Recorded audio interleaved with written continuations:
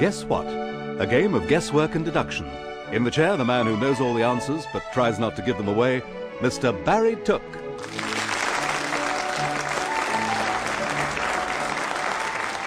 Hello, I'm Barry Took, and this is Guess What, the panel game in which I give the team straight but narrow answers as they take up to 20 tries to identify a series of mystery objects.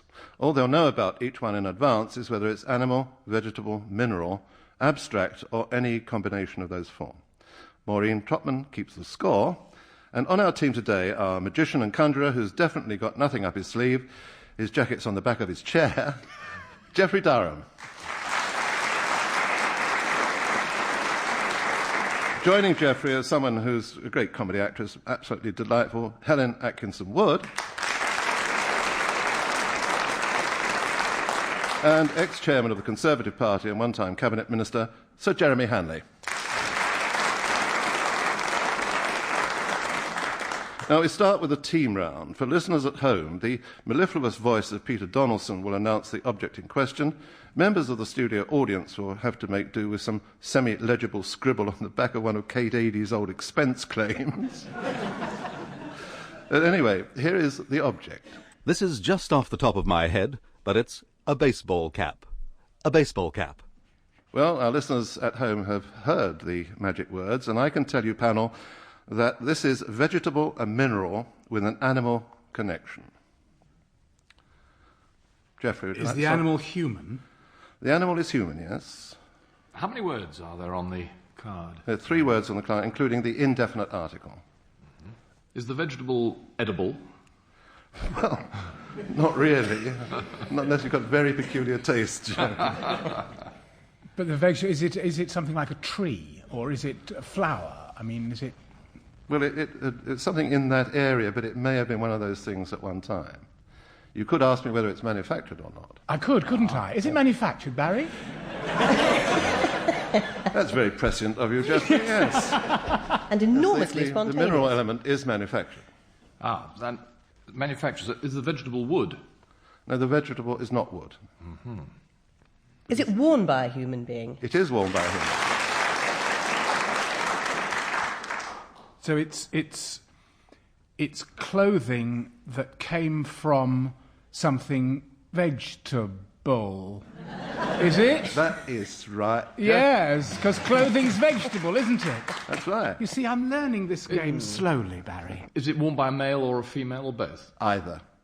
Above or below the belt? Above the belt. This vegetable aspect is foxing me, and it's probably going off in the wrong direction, you know, to be thinking of a turnip that would be worn on the head, for example. Yes, thank you, audience. It is a turnip that's worn on the head. No, so they're just describing themselves. It's got 3 words. It's something in the hat area, is it? Is it a trilby hat or a something hat? It is a something hat. Yes, top you're quite hat. right. And you've had 16. What? Is the word cat on the card? The cat is not on the card. Hat is on the card. Hat is on the card, yes. It's a form of no, hat. No, it isn't. I'm sorry.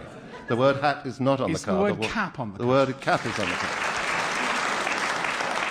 I'll give you that free because... So is it a peaked cap? Or a... It is a peaked cap, but that's not the answer. You've had 17. Oh, 3 to go. Is it... We are going to get there, so we mustn't You are waste going to get it these because 3. I'm going to give you just a little got a clue peak. now. I'm sorry? You said it had a peak, Barry. It has a peak. Right. It is connected with sport. Ooh. So all you've got to an think about is... England cap. What? An England cap. No, it's not an England cap. A baseball cap. Good girl. Quite brilliant. It is a baseball cap. And I'm sorry if I confused you with hat and cap and all that. I'm sorry you confused us with vegetable. Oh, well, you see, I mean, cloth is, and all that is, Yes, I suppose, the that animal old quality baseball and vegetable dyes and all those sort of things. It's terribly difficult to describe. It's a baseball cap, for those who don't know what it is. It's an open-backed cap with extended peak, which looks better on anyone except the person who's actually wearing it. Right. Okay. Awful back to front. Well done, to panel. 1 to you, none to me. And we go on to the second round, and the object is... Someone who's away with words. Far away, usually. It's a spin doctor. A spin doctor. And let me tell you, panel, that this one is animal. Is the animal human? The animal is human. How many words? There are 3 words on the card, including the indefinite article. Is it male or female? It's generally male. Generally male, so this isn't a specific person we're looking for. It's not a specific person, no. Is this singular or plural? It's singular, but there are many of them. So, That's is true. it a team? I mean, is it... It's one of a team. Ah. Is it a job that somebody does? Yes, it is a job. Perhaps popular with some, but very unpopular with others. Is it a professional term? It's a term relating to a profession. Something like the Inland Revenue or something? It has those sort of connections.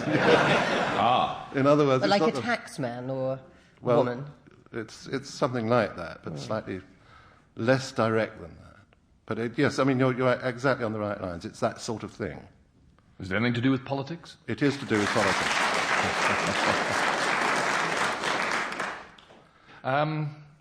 So it's a type of politician. Is it a post in government or parliament? It's a post in politics. In party politics? It's very much in party politics. Is it a particular party? No, it applies to all parties, as I think you'll realise when I tell you, Jeffrey. This isn't a question. I just want to recap. I tell you what, then I won't give you an answer. I'm ruminating. Oh, you are. Did we establish whether there was a definite or indefinite article in these? You three did words? establish there was an indefinite article. There's an indefinite article, so it's it's something. It's a Something party something. official of some kind or a It's- government yes, official of it's some connected kind. with politics in that sense. Yes, you've got all that. You've had 11. So you've got plenty of time to actually get it. It's something that has become a phrase that we all know. Is this government or party? Can we establish that? It's very difficult to say that because I believe it's both government and party. In other words, it's not specifically to do with a government post. In other words, it's not like the Ministry of Fuel and Power or something like that. It's like a party chairman. No. Not like a party chairman. Not, This not, isn't a as question, party, I'm next just- party chairman, you would know. No, it's not. No. Right. Barry, this isn't a question, I'm just ruminating. But My God, it's catching. is it Speaker of the House? No, it isn't the Speaker of the House. It's a much more general term than that. Are these people elected? Have they been elected, or are they standing for election? I don't think they are elected. I think that is the whole point, although it's conceivable difficult. that they could be elected. Is this Quango something? No, we haven't got on to music yet. Are these party workers or something like that? Well, yes, they are party workers in that sense, 15. Is it a whip? No, it's not a whip. It's a little 16. squeaking noise that you just made. It's very difficult getting a handle on It this. 'cause isn't baffling when you actually consider what it is, as our studio audience know.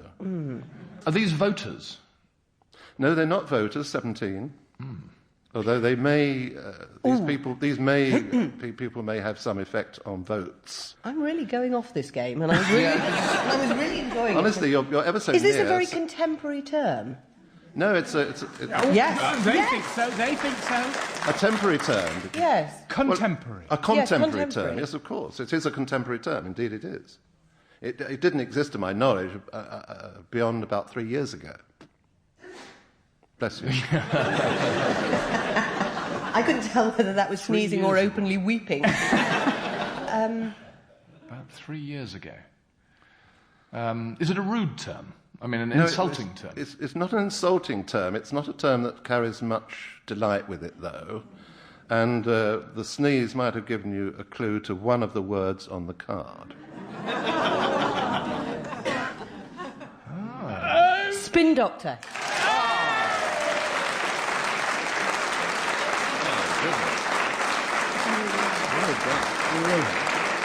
Absolutely brilliant. Well, It was a sneeze clue. You're brilliantly clever. I must say that you've spotted that beautifully. Yes. I thought you were all working towards it, Jeremy. I thought you were onto it. Absolutely. I mean, tell me about these things. Are these guys spin doctors, as we know them?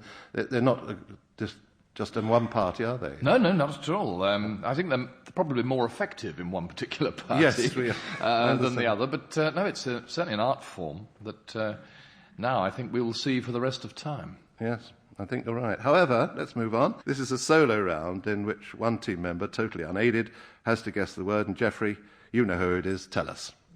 It's Helen. Oh, no. It is Helen. Yes, it's for you. And here comes what it is. Let's try for potluck and go for gold at the end of the rainbow. That's the end of the rainbow. Oh, no. Even the audience said, Well, oh, no. I can tell you that Is there any it's... chance of me answering this question from the audience? Well, it might help you if you did. Anyway, I can tell you it's abstract. Yes. How many words? There are 5 words on the card, 2 definite articles. It's the something something, the something. Okay. Is it a television programme? Not to my knowledge, no. It's more abstract than that. It's a saying, it's an expression, it's a feeling, it's a generalised description. Right. Does that help you a little? Yes, No? in about 7 different ways. Yes, that's right. Is it a phrase? Yes. Is it a contemporary phrase? Not necessarily contemporary, no. The phrase as a whole that often comes as the second half of another phrase, of a much longer phrase. Just how much help do you think that was? When you know the answer, it's tremendous help. But this is, as I say, it's abstract, it's an expression, it's something that is really rather cheerful, it's quite pleasant. It's one of those things that when you see it, you go, oh, that's nice. Oh, so it's a cheery expression as opposed to a sort of gloomy, the end of the day sort of. That's right. But it's not the end of the day. But is it colloquial? Is it a colloquial expression? Well, it's something that I suppose in its way it's colloquial, but it's not something that we use every day of the week. Is it used in a particular part of the country? No, it's used universally. Right. 9. Universally as in all over the world? All over the world. Or the universe? Well, Okay. I can't speak for the universe. I refer you to the round of applause when you use the word end. Yes. Is end one of the words? It is. Oh. 11. Think of Judy Garland. Rainbow.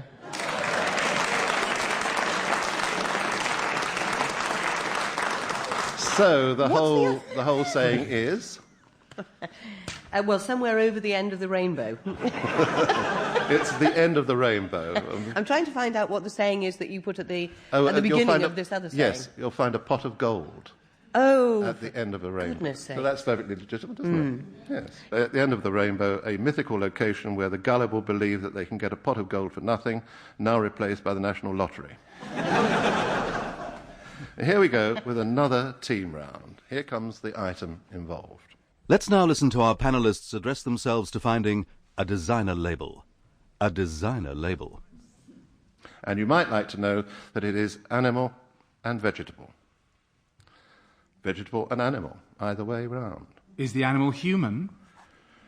Yes, in a way it is. And is the vegetable edible? No, not edible in the sense that, I suppose, no, it's not edible. The animal is sort of human, you say, or the Well, connection is in one human. aspect of it, it is a human animal that we are concerned with here. But on the other side, there is animal material involved in How many words are there on in the- the manufacture of this article. How many words are on the card? 3, including the indefinite article. It's something that's manufactured. Yes. And is it an item of clothing? In a way. Well, the audience seem to think it is. Well, Is they it know or better isn't than it? me. It's to do with an item of clothing. Yes. Is the animal leather? I suppose it could be applied to certain. Yes, it could indeed be applied to certain of these.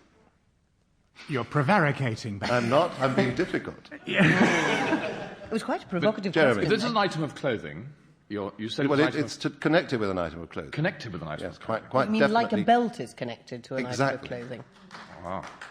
Is this specifically for a male or female? It could be for either. Either. And is the vegetable material, is it cloth? Yes, it's cloth, or it could be, I mean, let's be honest, it could be cloth or leather or whatever. That is what it is. But So it's a fashion accessory. It is a fashion accessory. Are you allowed to have baseball cap again? Do you know, funnily enough, I was about to say, it's not unlike a baseball cap all over again. It's funny you should say that.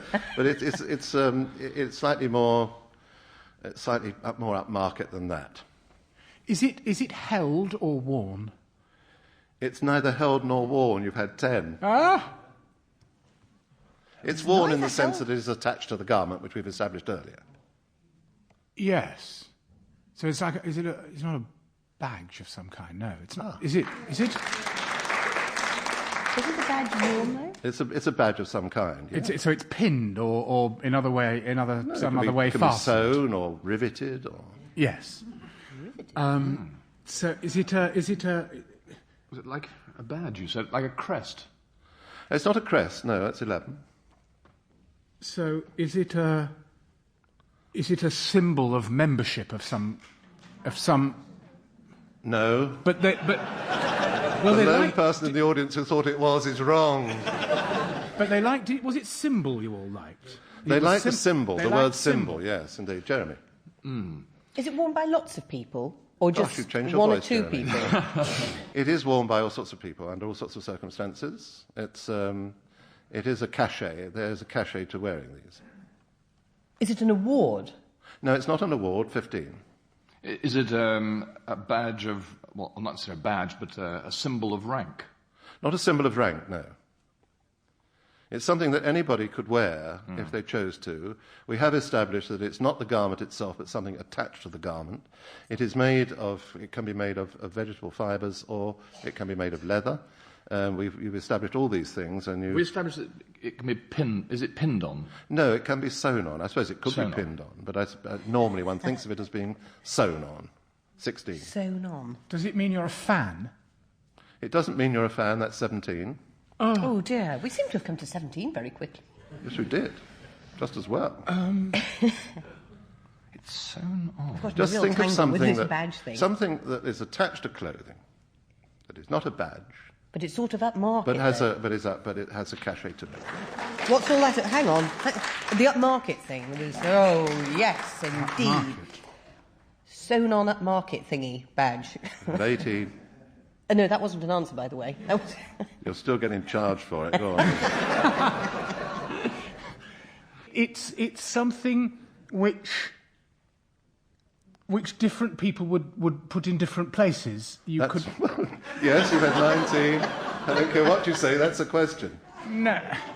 You're on your 20th, you've got one to go.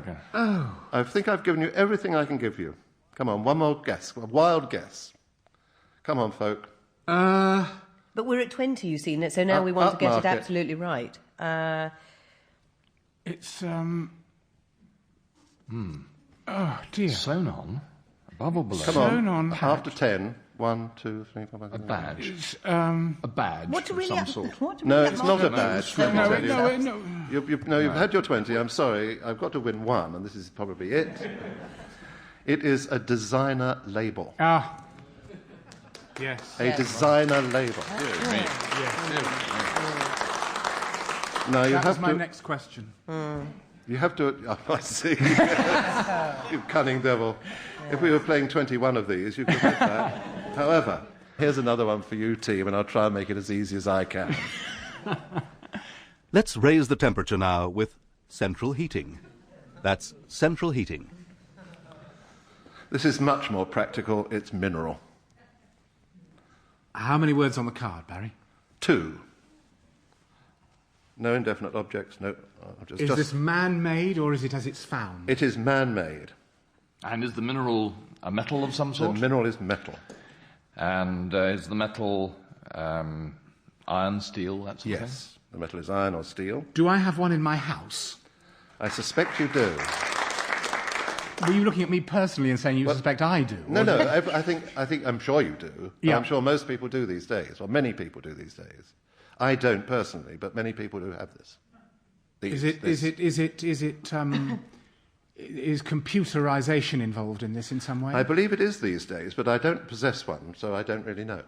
But it is iron and steel. It's in everybody's home, or many people's home, and factories and offices and the British Broadcasting Corporation and all sorts of places. Is it to do with radio or It's television? not to do with radio, no. Is it to do with the media in some It's not to do with the media way? in any way, shape or form. It's to do with everyday life. Is it an implement that somebody would use? No, it's a fixture. A fixture A fixture in the home in the home. that many people have. Other people don't, including me, but that's neither here nor there. Yes. And the metal is... I solved made the of problem metal. in a more Is piecemeal it way. mostly metal? It is almost entirely metal. It's mostly metal, certainly. In the kitchen? It can be in the kitchen In the bathroom? and in the bathroom, In every room of the house? in every Oh, room no, of the no, house. no, no. All you we have to just- They're clapping for finding out something that we knew all along. Yeah. Is it We've something just like... asked about 14 questions, Yes. going through the rooms Well, of you've the had house. 13 questions, but you're onto it. It is in every room of the house. If you have this, it's in every room of the house. Is it to do with electricity? It can be to do with electricity. Can be to do with It that. can be to do with electricity, 15. Can be to do with gas. It's a fire of some sort. Of some sort. What, lighting? No, it's to do with, it's in every room of the house, and it's made of metal, and... radiator. I'm sorry? A radiator? Well, radiators come into what's on the card. Is But it it's- central heating? It is... Right.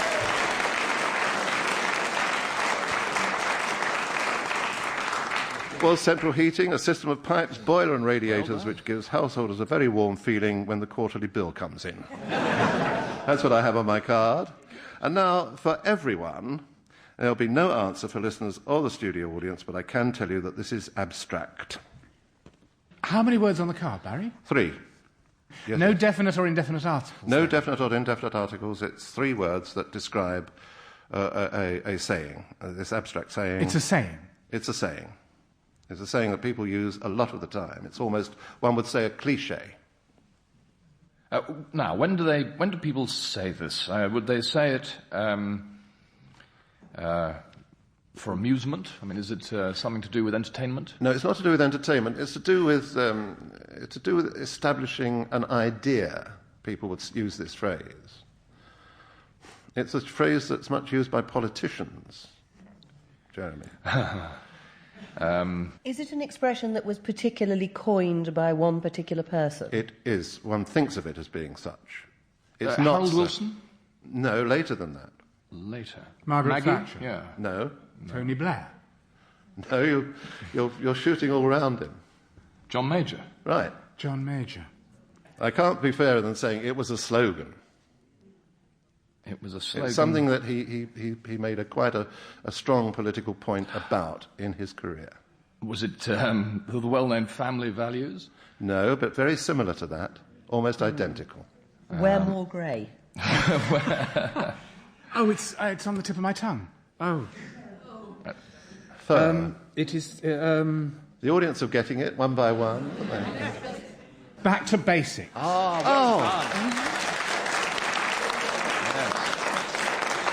It is back to basics. You've got it in 15, and I'm giving it to the audience. You Very can, fair. You can see why I forgot that one. Well, we're back again to the normal team round, and that voice is back again. Here's one for fans of the ideal dome exhibition. It's the unbelievably popular Millennium Dome. That's Millennium Dome. This is Mineral, and if you don't get this, I defy you to come back next week. Has it got anything to do with the last one? In a way, but only very obscurely. So, how many words on this card? Well, there are 3 if you include the definite article. We're talking about something specific, and it's on everybody's tongue, on everybody's thoughts. It is something that only reared its ugly head in the last year or 2, and has yet to rear its ugly head, in fact. Sorry, it's yet to rear its ugly It's head. yet to rear its ugly head, In fact, Is it, therefore, to be manufactured? well, it's in the process. The Millennium Dome. Yeah, it must be the dome. Yeah. The Millennium Dome, you've got that in 3, I think, or maybe 4. Or, what do you think? 5. Near enough. Anyway, this is the final round in the quiz, in which rather than 20 guesses, we allow a team to ask as many questions as they can in 60 seconds. Our team's almost home and dry, but not until they get the other side of rice paddy. And I can tell you that this is vegetable and mineral, and you have 60 seconds starting from now. Geoffrey, lead the way. Is the mineral metal? The mineral is not metal. Is it plastic? Nope. Is the vegetable cloth?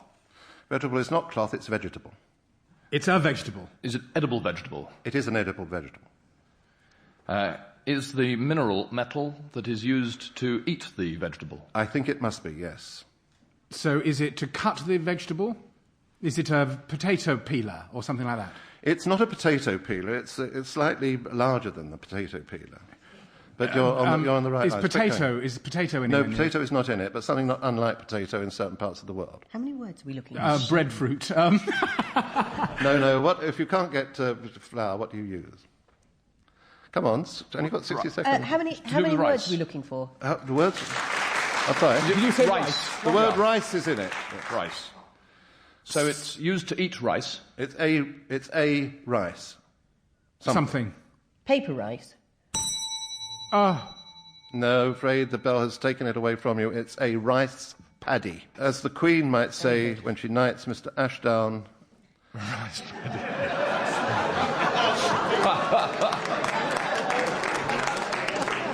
A rice paddy, aha. Well, ladies and gentlemen, that's it from Guess What? The high-speed show with a limit of 20, and I hope you can join us next time. Until then, goodbye.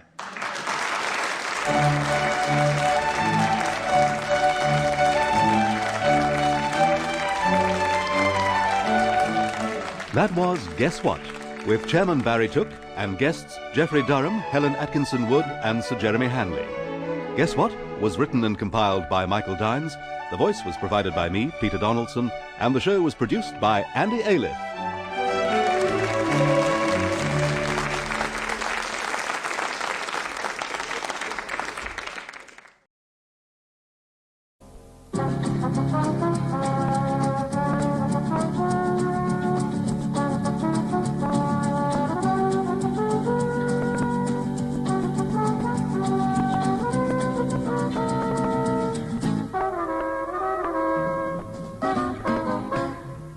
Do you know as much about the law as you should? Join us for the law game and find out.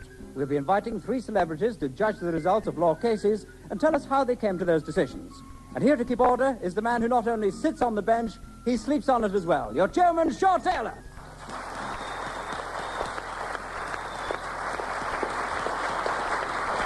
Thank you very much indeed, ladies and gentlemen. A very good evening to you. Now, in the law game, we dramatise fictitious cases based on real ones that dealt with the same points of law. The parts are played by our multi-talented repertory company over here, who will act out each scene until they hear this bell. And that is the signal for me to challenge our panellists to say who won the case and why they won it. I'm also going to ask them to back their decisions by betting up to 50 points on them. Now, if they choose the right side, I'll award them the number of points they bet, and if they give me the right reason, they'll give them odds of 2 to 1. Now, court procedure is never strictly adhered to on this programme because we want to speed things up, get in as many cases as we can. And I see facing me tonight a brand new panel. They are Lance Percival, Lisa Goddard, and John Junkin.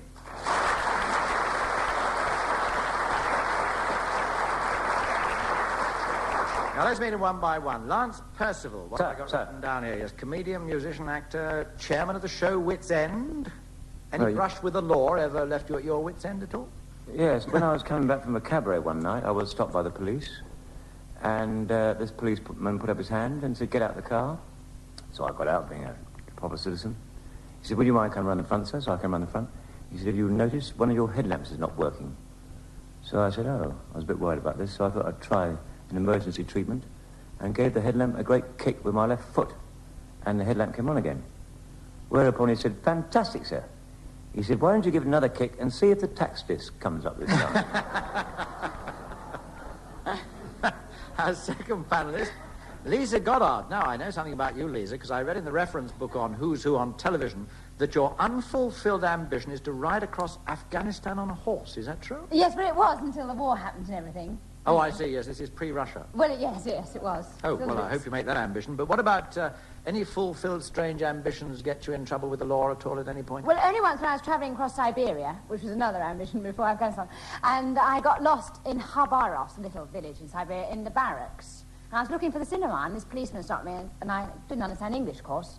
And so I was explaining about the cinema, and I was trying to do all those signs that you do about the cinema, and he didn't understand. He took me back to the hotel, and I was terribly disappointed. She was on location for Pig in the Middle. John Junkin was much easier, because I looked up his police dossier, and that told me... John, before you became an actor, writer, and comedian, you were a school teacher, labourer, and lift man. Yes, which is a lot in one day. Any of those jobs land you in conflict with the law at all? No.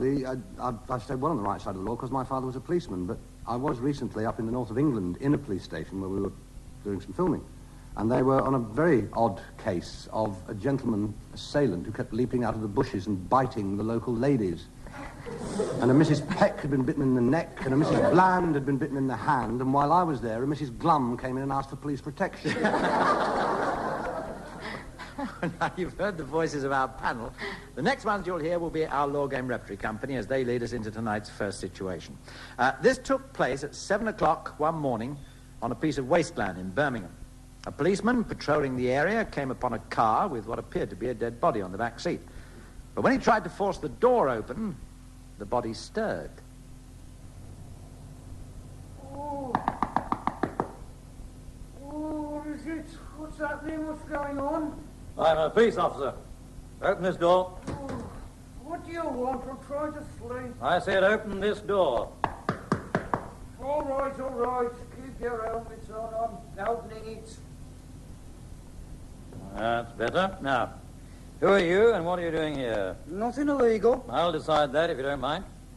Let's have your name to start with. Alan. Benny Allen. And before you ask now, this isn't my car. I see. But I do have permission to use it. Do you now? There's a check on that. Who owns the vehicle then, and how do you come to be sleeping in it on public wasteland? Belongs to a mate of mine, Harry Billings. He's letting me use it as a temporary home till I get myself sorted out. My wife's kicked me out because I came home dead drunk last Tuesday night. So you've been sleeping in the car since Tuesday? That night, yes. I'm not harming anybody. Just minding my own sweet business. There's nothing against the law in that, is there? Possibly not. Have you been leaving the car here during the day? No, not here. Too many vandals about. During the day, I'll keep it in the car park where I work. I sleep there too, but I don't want to advertise my troubles to my workmates. Can you give me the address of this, Harry Billings? Oh, sure. I've got nothing to hide. I've got his card here somewhere. While you're looking for it, perhaps you'll be good enough to let me have the keys. The keys? What do you want the keys for? So I can open the boot and see what's in there. Why, expecting to find the crown jewels or something? It could be. You never know till you look. Let's have them, please. Here you are.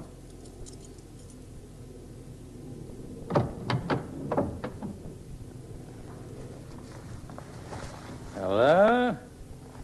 What's this, then? Me change of clothes and toothbrush and stuff. I mean under those. There's tools in here. Oh, so what? There's always tools in a car boot. Including a jemmy. Oh, you mean a tire lever? I'd call it a jemmy. As used in housebreaking.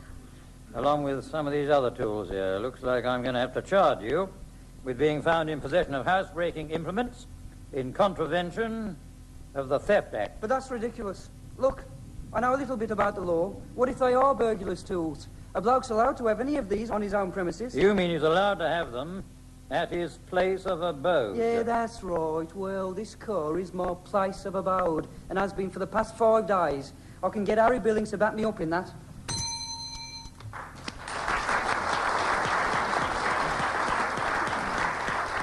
And I can tell you, panel, that Harry Billings did back him up. So could he have been found guilty under the Theft Act? Now, obviously you don't know the wording of the Act, so let me give you the important part of the Act that applies to this. And it says, a person shall be guilty of an offence if, when not at his place of abode, he has with him any article for use in the course of or in connection with any burglary, theft, or cheat. So what happened to Benny? Was he found guilty or not guilty? What do you think, Lance Percival? Well, I know Harry Billings, and he didn't mention this at all. I'm interested in the fact that the car moves, and that at night the car's on the wasteland, and in the daytime it's in the car park of the place he works, I believe. Right. Which means it's an unfixed abode. Ah. And the other thing is the keys. The keys, I know there is a law that if you have keys in your possession and you're drunk in a car, you can be done for drunken driving, even though the key's not in the ignition. Mm. If the keys are on you, you're in control of the vehicle, shall we say. So I presume that there's a possibility with the keys in his possession, he might be able to prove that he was in possession of that vehicle and he was sleeping there, therefore it was his abode, even though it moved about a bit. And therefore I think he got away with it. Does that make sense? Okay, fine. So you think he got away with it? He was found not guilty. Lisa Goddard, what do you think? Well, I think he was found guilty. Oh. His real place of abode was his house with his wife. Poor soul. And only, it was only a temporary tip, I take it. And it was also Harry Billings' car. So it wasn't even his car. So it wasn't his place of abode, even if he was living in it all the time, which he wasn't. So I think that's why he was... That's why he was found guilty, yes. Right. John Junkin. I've no idea. You see, you're very crafty. You don't tell us the whole of the act. I mean, who defines a place of abode? Does it have to have a room? Does it have to have a loo? Or hot and cold running chambermaids? Or what makes an abode? What would reasonably be an abode? An abode, to me, would be a roof and some place to sleep. But, I mean, I am not the law. I would have thought, on mature consideration, that a car could not actually be considered in the eyes of the law a place of abode, and therefore I think he would be copped. So, we've got Lance Percival, who says he got away with it. We've got two of you. We've got Lisa and John say, no, he was found guilty. The point now is you've got 50 points each. How many points will you bet on your decision? Lance Percival to start with. Well, since I'm going to lose them, I'll only bet 10. You've lost confidence already, have you? 10 from Lance Percival. Lisa Goddard. Well, I think 30, because I think you're right. 30, you think you're right. Okay. John Junkin, you agree with Lisa Goddard on it. Do you think you're right? I don't want to lash these points about with mad abandon. On the other hand, I don't want to Lisa get too far ahead. I'll go 25. 25. Okay. Here's the answer. Benny Allen was convicted. He didn't get away with it. And oddly enough, the one person who gave me the right reason for his conviction was Lance Percival, who thought he did get away with it. Because the judge did not accept that the burglary tools were in his place of abode, and he said that the words place of abode denoted a site on which the occupier intended to abide. Now, when he took the car to the site, he was intending abiding there, but then he took the car away again and put it in the car park, so he wasn't intending to abide on the site. He was moving backwards and forwards between a car park and wherever he might happen to park the car that night, you see. So he was not intending to abide on the site where he was arrested, so it wasn't in law his place of abode, so he was found guilty. Well done, Lisa. Well done, John. Hard luck, Lance, for giving me the right reasons but the wrong answer.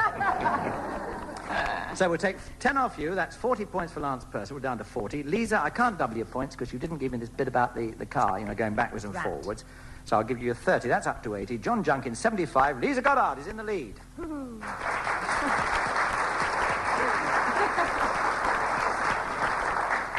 Second case tonight takes place in a court. It concerns a Mr. Jordan who imported a large quantity of reproductions, that's reprints, of paintings and drawings by contemporary Dutch, German and Belgian artists. He was selling them at £5 each, when Mr. Hoylbroek from an organisation called the International Artist Copyright Protection Society brought him to court. Now, Mr. Hoylbroek represented various artists who wished to obtain an injunction restraining further sales of reproductions of their work. And we'll join the proceedings where Mr. Jordan, the defendant, is being questioned by the barrister for the society. Mr. Jordan, from whom did you obtain these reproductions? A dealer I've been introduced to in Brussels. His name was Leo Schaap. How many did he sell you? His entire stock, 870, at £4 each. Is that a fair price for a reproduction? Yes, I figured it would allow me to make a reasonable profit and still sell them quite competitively at £5, which is what I've been doing. Now, your deal with Leo Schaap, did you have a written contract or agreement? I have an official receipt, if that's what you mean. Does it in any way specify what rights you have with regard to the goods you bought? No, it's just a normal receipt listing the quantities and titles of the reproductions and the price I paid for them. With no mention of the entitlement of copyright of the artists whose work was involved? No. Didn't you think that was strange? No, not at all. I assumed that Mr. Schaap had dealt with the artists, and these costs were included in the price he quoted to me. But he never told you that they were, and you never thought to ask him. Well, I couldn't see it would apply. It's common practice, or so I had thought, for the person who manufactures the copies of the artist's work to pay the royalties where they apply. He then includes these royalties in his asking price for the copies. So your line of reasoning is that since you were merely the seller, not the manufacturer, you should be exempt from paying royalties? Yes. Now, when Mr. Heilbrook called on you and demanded a royalty fee for his clients' reproductions of whose work he was selling, what did you do? I referred him to Leo Schaap in Brussels. Who had already referred him to you, saying that your £4 to him did not include a royalty payment to the artists. Now, did Mr. Heilbrook not only tell you, but also put it in writing, that unless you agreed to pay the 50p royalty, you were prohibited by his society from selling any further reproductions? Yes, he did. But you chose to ignore that. Now, why? For two reasons.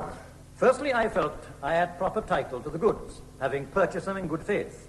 And secondly, I had a considerable investment, which I needed to recoup as soon as possible. So despite Mr. Heilbrook's warning, you continued to sell the items and take all the profit for yourself. Thank you, Mr. Jordan. I have no further questions. I have, my lord. Just two more questions from my client before he stands down. Mr. Jordan, when you were approached by Mr. Heilbrook, was he able to show you proof of any personal entitlement to the copyrights of any of the works concerned? All he showed me were his credentials as a representative of the International Artist Copyright Protection Society.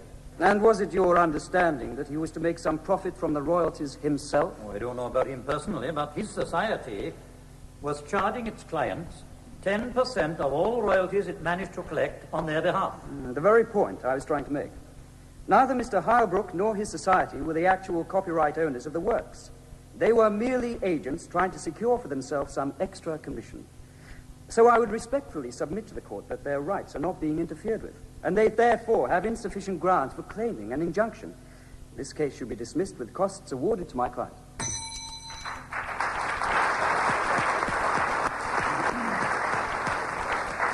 Now, what do you think, panel?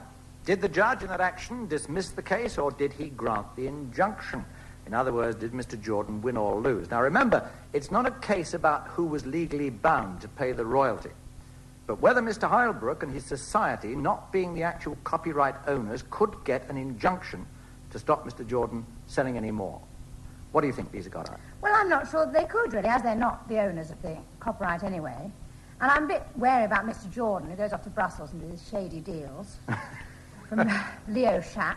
But I think he probably got away with it, in that I think he won the case. All right, fine. What do you reckon, John Junkin? I don't honestly know.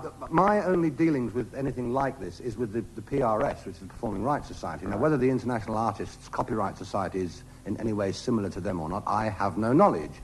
If they are, then I think he got clobbered, because these societies generally tend to have the law sewn up about 111%. His presumption that the other man had done all this, I don't think is valid, because ignorance of the law is no excuse or something, so I'm always told. No, I would have said that the case would have stood up. Right, so you think the injunction was brought in by the judge and poor Mr. Jordan couldn't sell any more of his prints? He couldn't make any money. What do you think, Lance Percival? I agree with Lisa Goddard, actually, on this one, simply because she's so far ahead. But unless an agent has a power of attorney from the artists, I don't think that he can actually bring the injunction. So therefore, I think Mr.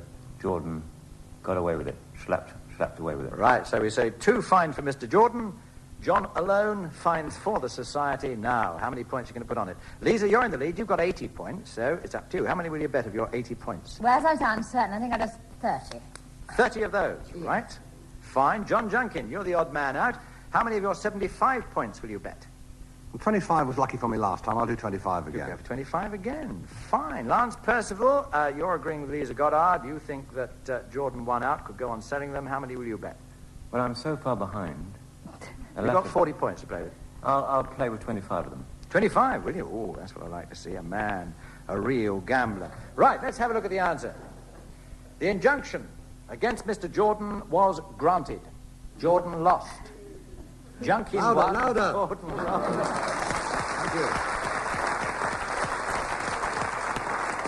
And oddly enough, that argument that Jordan's counsel put up, that the society didn't own the copyright, so therefore they couldn't interfere. The court said that since the society got their 10% commission on all royalty fees paid and relied on that for their business and their existence, they had a very strong business interest.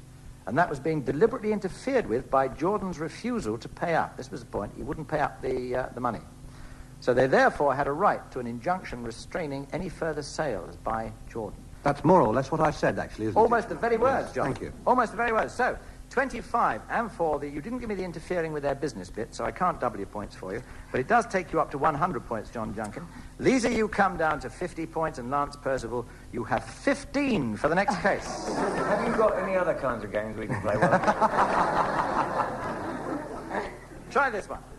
It's the final situation tonight. This involves the sale of a house. Now, people are very interested in this because I'm quite sure this crops up quite often when people are going to sell a house. The sale of a house through an estate agent.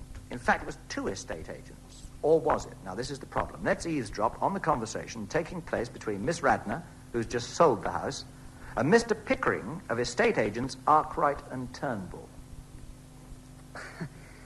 You say, Miss Radner, that you and Mr. Richardson have already exchanged contracts. That's right. I move out of here on Wednesday and he takes possession the next day. But how is it that we were not involved in handling the contracts? Because the sale was made through Lipson and Browning. Mr. Richardson came to me through them, and when he decided to buy the house. Yes, but we sent him to you first. Within a week of our receiving your instructions, we were approached by Mr. Richardson, and on August the 3rd, we arranged for you to show him around. I brought him here myself.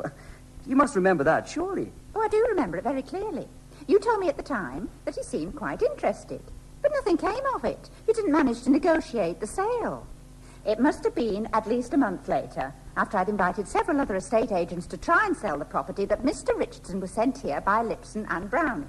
And 2 days later, he put the deposit down and arranged for a surveyor to do a report. Didn't you tell Lipson and Browning that we had already sent him to your house? Yes, I believe it did come up in the conversation, but he said he'd been on their mailing list as long as he had been on yours, so it didn't matter. The thing that mattered most to me is that they managed to complete the sale and you hadn't. But it was we who found the client and introduced him to you in the first place. Don't you see that? We established interest in this house. His second visit merely confirmed that interest. Well, you should speak to Mr. Richardson about that. He obviously didn't want to deal through you. I don't know why. Maybe he didn't like the manner of your staff. But whatever the reason, both you and Lipson and Browning were given the opportunity to sell the house for me. They did it first, and that's all there is to it. I'm sorry, Miss Radner, but that's not all there is to it. As I see it, we introduced you to the purchaser, and therefore the commission, a not inconsiderable sum of £800, is due to us. Well, you'd better take that up with Lipson and Browning, because I have a bill from them for the £800. That is your affair. Our dealings were with you, not them. You sold to our client, and you must accordingly pay us the full commission. I tell you what. Let me get Mr. Bainbridge of Lipson and Browning on the phone. We can probably clear this whole thing up in a few seconds.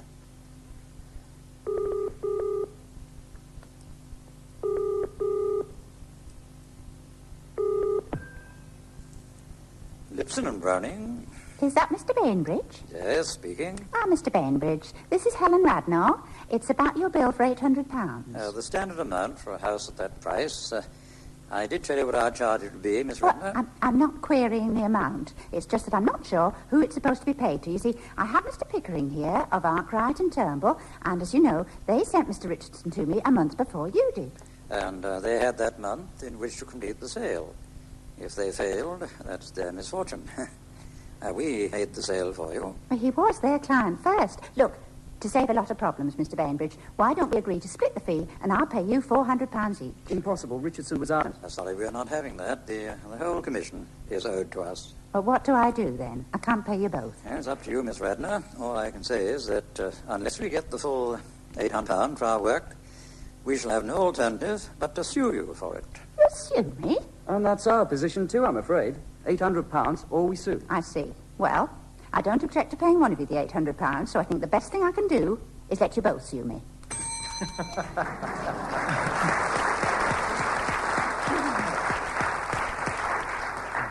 The incredible thing is that both of them did. Both of them sued her for £800. Now, who won or who lost the case? John Junkin, you first. I always assume in such matters that unless you sign some sort of a contract, I would have thought it's a debt of honour. If an agent who is not my agent gets me a job, I don't think I am legally bound to pay him a percentage of my earnings unless I have signed a contract stipulating that he is entitled to that. Now, I would have thought this case depended entirely on whether the lady had actually signed anything with either of those two people. if she hadn't signed anything, I would have thought she was free and clear to pay only the firm who'd come through. So you would go for Lipson and Browning, the second firm, the one who concluded the yes, deal I for would. it. All right, fair enough.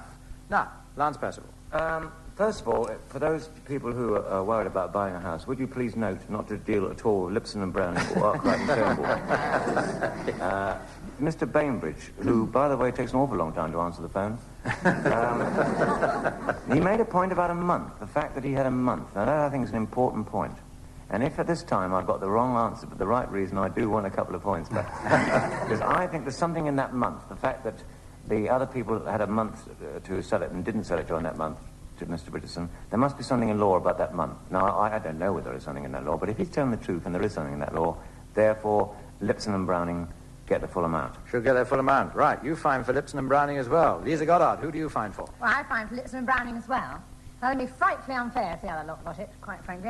They did have a month to complete the sale. They didn't do anything about it. That's why I find for Lipson and Browning. You fine for Lipson and Browning. So all three of you fine for Lipson and Browning. And this is very interesting, because look at the points.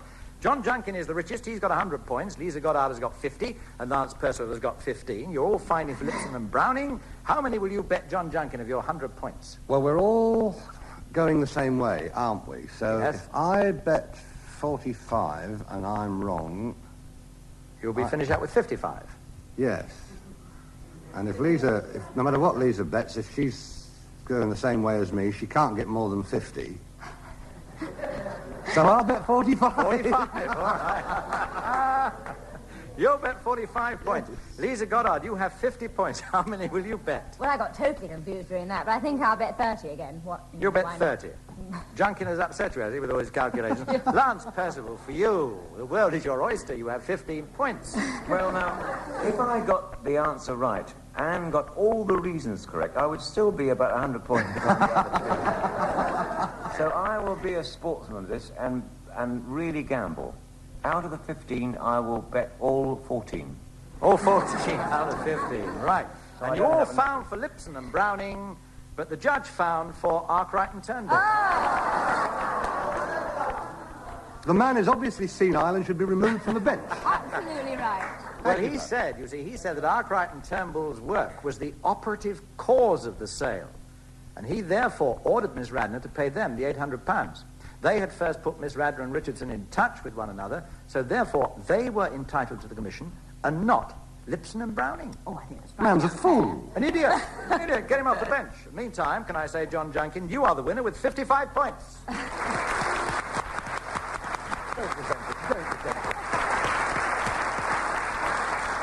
Lisa Goddard comes a very close second with 20 points.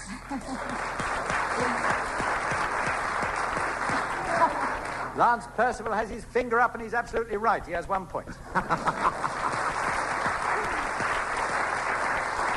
But I thought you were all so good, I'll ask you back next week. Well, that's all the cases we have time for tonight, but don't rush and put the kettle on yet, because I just want to give you some brief details on one of the cases we'll deal with next week.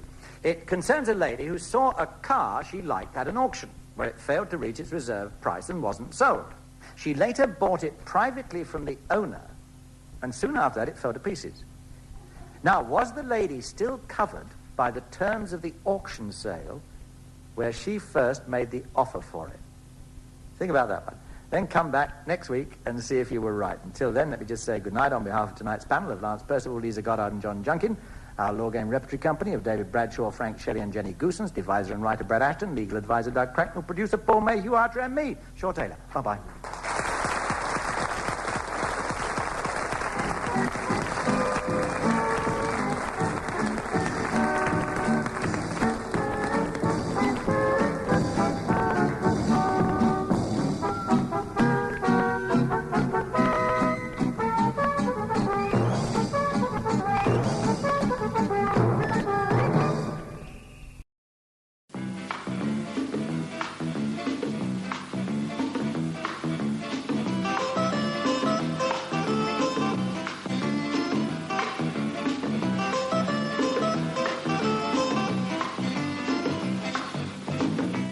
This is the only game in which it is sometimes better to be wrong than right.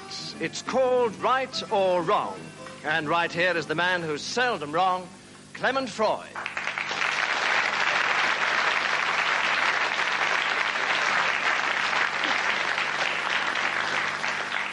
Thank you very much. In front of me I have two teams, the women, Barbara Kelly and Andre Melly, who are all set to do battle against the men, John Pertwee and John Cleese. I'm going to ask the women a question. If they give the right answer, they'll try to make the men think it's the wrong one. If they give the wrong answer, they'll try to make the men think it's the right one. Only if one team fools the other team does that team score. Now, here is the first question. I'm going to play you a tape, and I would like, for the women starting, for you to identify it.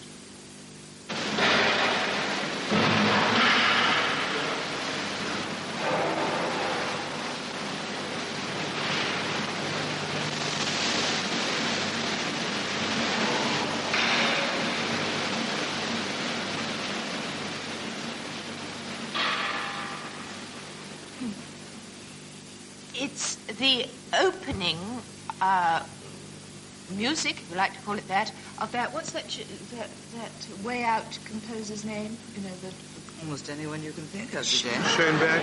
No, the one who, you know, you make them up. You make his symphonies up as you go along a bit, that one. You know what I mean? Beethoven? Che Guevara? Look, I'm the chairman. I'm in You don't know. Oh, well, I do. Sorry, I saw him on the telly and I can't remember his name. It wasn't It's the opening of a modern music symphony, anyway, let's say that. You know what I mean. I think you've been very explicit. Is that right or wrong? Wrong. Wrong, quite wrong. Nobody gets 5 points because it was wrong and you said it was wrong. It is, in fact, 2 stoats Cumberland wrestling in a biscuit box. In slow motion. What kind of biscuit box, please? Little one. No. Cumberland biscuits. He is. No? Wrong. 10 points? Wrong. Yes, it's That's still quite wrong. right. He was quite wrong. Do you want to hear it again, or are you quite happy about it? No, because I know what it is, Glenn. It's a woman getting her car out of the garage, having forgotten to put antifreeze in. Because it's happened. No. The 15 points. No The tearing 15 or points. rending, no. That's quite It's right. not. It You was don't- no, and nobody gets the 15 points. It's a very eerie noise, as you heard. And it was recorded. It's a recording. Thank you very much, Liz. It's a recording that was made by an Irk. Not a Burke, an Irk. In a squash court. Hence all that echoing you heard. A lot of noise of echoing. And it was done in the dead of night. Nobody else was about. And it was a ghost in a squash court. Sort of like the same as we got here. No. But 20 points. No. Very wrong. That's 20 points to the men. Because it was a ghost or ghost recorded in August 1970 in a squash court at a disused IAF aerodrome.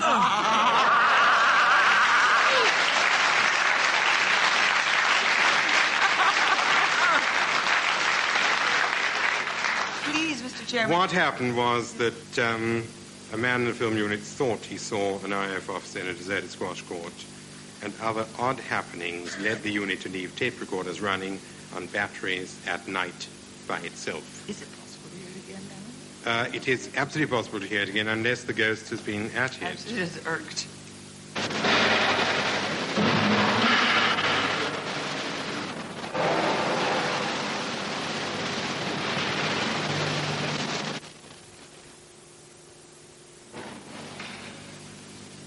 There, you see, it's obviously a ghost in a squash court. I think I should explain to new listeners that some of these answers have already been given to one or other team. That's pure And guesswork. one has a suspicion that that answer was actually given to Not you. at all. I knew. I could tell. It was a ghost. Very irksome. Right, we come to the next question. What is a soldier's wind? Why is he looking at us when he says Because that? it's up to you to answer it. A soldier's wind. It's a kind of rope that they use for tying up their pack things on their backs. A rope used for tying a pack onto a back. No. How does that grab you? for 5 points. No. You're quite right. No. No. What is a soldier's wind? When a soldier has, as it were, the carts on the left side, the Tempertonis on the right side, right? He mercs the glucoses and overclocks the multitudes with a soldier's wind. Thank you. For 10 points? Professor Stanley Unwin it ain't. No. No is right. No points. For 15 points. It is... A soldier's wind. Soldier's wind is, in fact, when, for extra duty or something, they are given extra rations. Because a soldier's is known as wind. Soldier's windfall. No, I think that's not a wind. Don't agree with no. No. 15 points. Not awarded. I give up. I can't. It's now 20 points. Well, remarkably interesting this is, because the soldier's wind has got very little to do with the soldier. It's a misnomer. It's about wind, not of the flatulent kind, but of the sailors' type of wind, in fact. Isn't it? Yes, right. And it's a wind. It's not a soldier's wind, whatever. No, well, it is a soldier's wind. It's called a soldier's wind, but it's in fact a sailor's wind. You And haven't finished yet. what? No. You've not finished, have you? We haven't. Have you finished?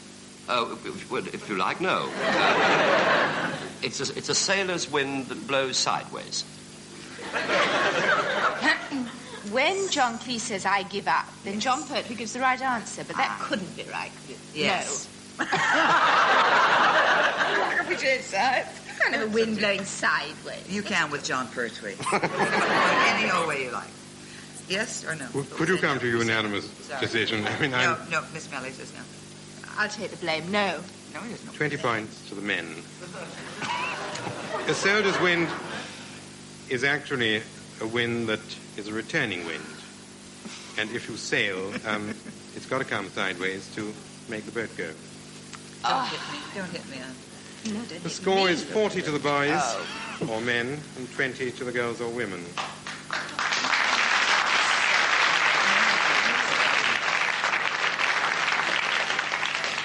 Next question. Samuel Pierpont Langley did something special in 1880, which a lot of people still think was very clever. What was it? He was the first man, as far as I remember, who managed to commit suicide by leaping on himself from a great height. Obviously using a soldier's wind. No. You're quite right. He invented the glue that goes on the back of stamps.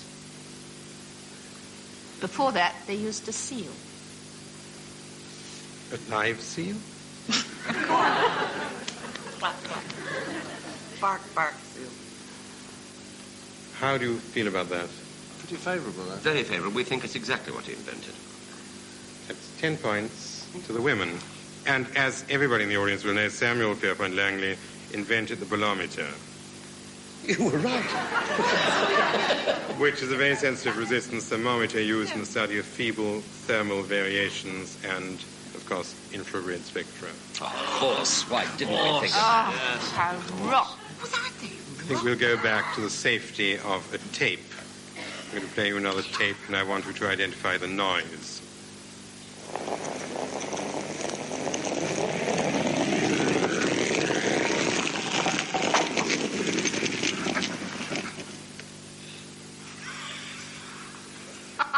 Barbara and Andre, would you like to?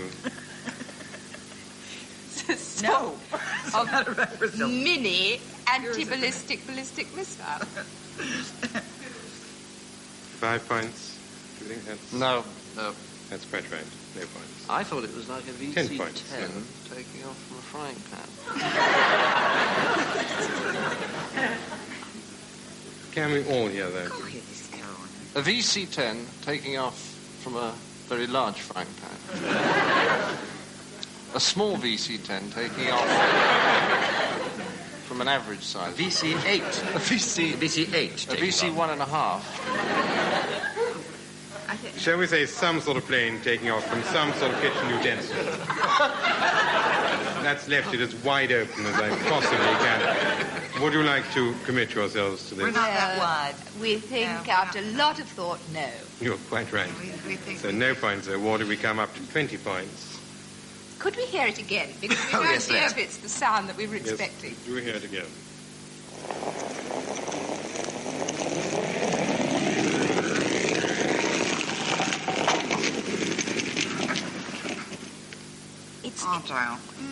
It's a torpedo going through the water. I can't hear the water, can you? No, I hear no water, no. No. So? I can hear the fat. So the answer's no. 20 points not awarded. Now for 25 points. Do you want to try? Yes. I would think that it was a gentleman holding a round object with 3 holes in it and throwing it down a wooden alley. With a bowling alley. Frying pan in one hand. With, yes. And a VC-10 in the other. A bowling alley, something bowling a ball along a bowling alley. He's a rotten bowler. 25 points. No, we said. That's not right. I'm going to award the 25 points to the men because, in fact, it was a curling stone sliding over ice, which I think is so similar. No, sorry. Sorry, not similar. Well, let's not similar. Not at all similar. Hold on one moment. Stop. I'm perfectly willing to be guided by the audience. Let's listen to the noise once more.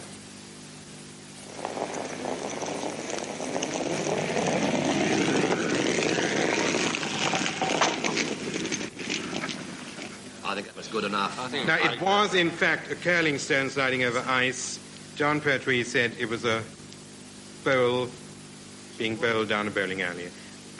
Would anyone who thinks that is a sufficiently good answer, please cheer, and anyone who thinks it was a bad answer, boo, and will you do so now? We won.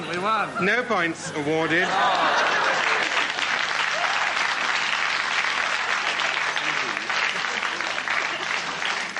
I think we're going to take high dudgeon.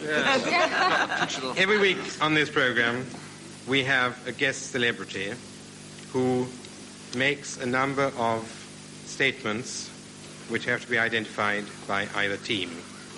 And today's guest celebrity is Teddy Beverley.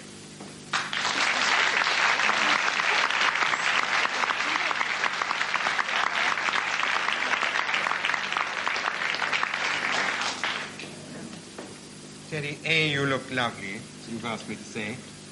And you look lovely too, you've asked me to say. Thank you very much. You have got 3 statements, is that right? Yes. Whom would you like to start guessing the solution to your statements? Ladies first. The ladies first. Yes.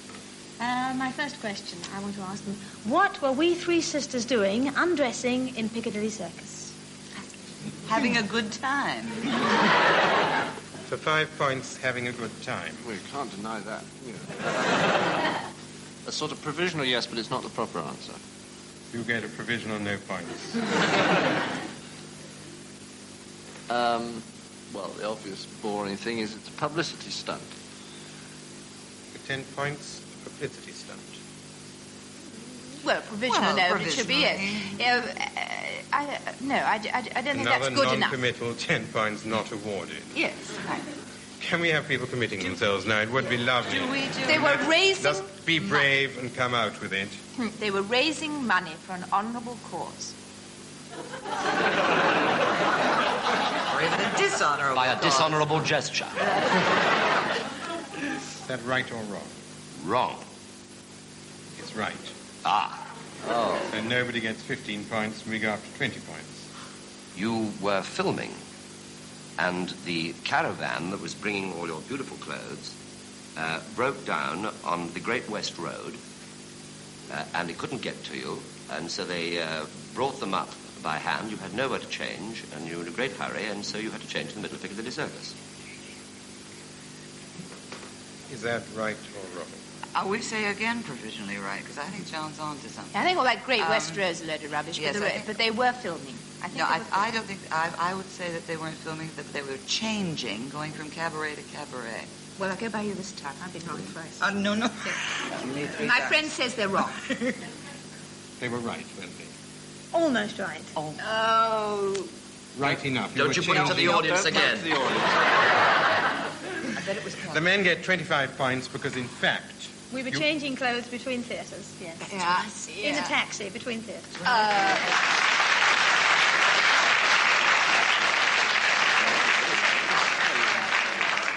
the men are going to get the next question.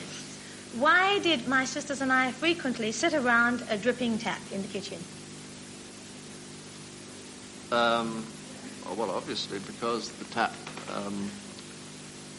was dripping away, and it was dripping rhythmically, and so you used it to assess the time, or the beat, as I believe the term is, of the various musical items which you were at that point rehearsing. Is that right or wrong? Wrong. That's 5 points to the men.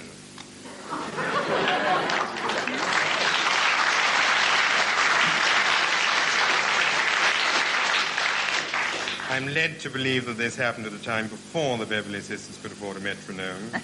Didn't know what a metronome was. and we used had a it. friend who was a plumber. And the third question... And my last question, yes. Why did I give my warm bra to a strange man? Excuse me. Warm or did you say worn? warm? Is warm or warm? Warm. A warm. A warmer bra. Because The you lady, were women. appearing at an auction, again in a good cause, because you do it, I know, all the time, sisters, and you were auctioning, and it was an auction. Right or wrong? Well, it's a 5 very points. good guess, I think. Good answer, I think. Yes. That's right. Yes, it's 5 points to the women who successfully fooled the men, because it had nothing to do with an auction.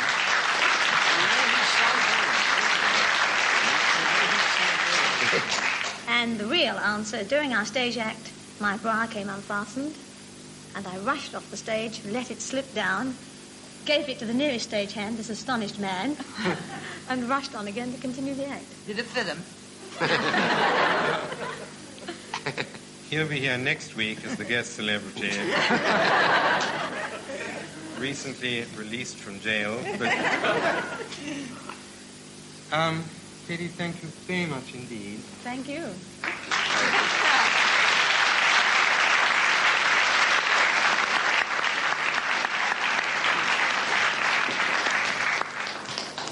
The score now is 70 to the boys, 35 to the girls. I'm going to play you another tape, and I want you once more to identify the noise.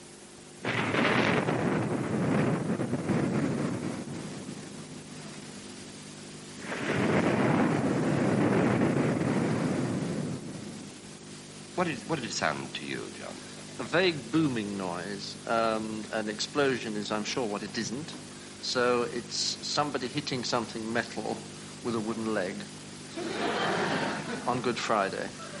Well, sometime over the Easter period. 2:10. No, Is right. No points. Because it is explosive. It's an underwater explosion, that an American one. No, it's not that. 10 points not awarded. For 15 points. Would you like to hear it once more? Yes, please. Yes, please.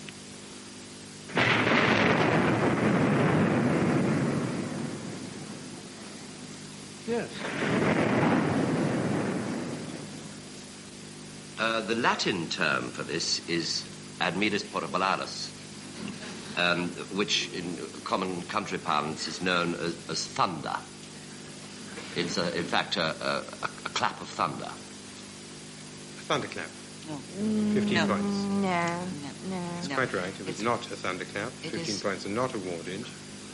It's... And for 20 points, would you like to give a definition? Yes, it is in fact one of those famous BBC recordings of which there are 750,000 of silkworms gnawing.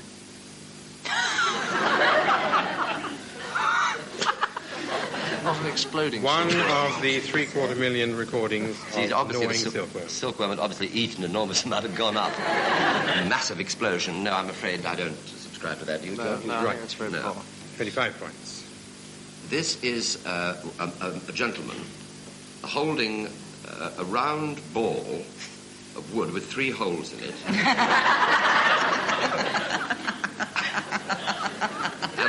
gets his fingers in these holes and he rolls it along the ice. The ice. A bowling alley, and it's a ball running along a bowling alley. Well, 25 points. could be. No, I don't think so. You're 35 points behind. You say no. No, we do say no, 35 points You're behind. still 35 points behind because it's quite right. If you Well, I think successfully we'd- fool the men, you're only 5 points behind. Right. Well, I think we better successfully fool them and say it's a volcano, obviously. Since that Vietnam. Was it the ones? No, it's a volcano in South Pacific. One of those. As opposed to the Etna.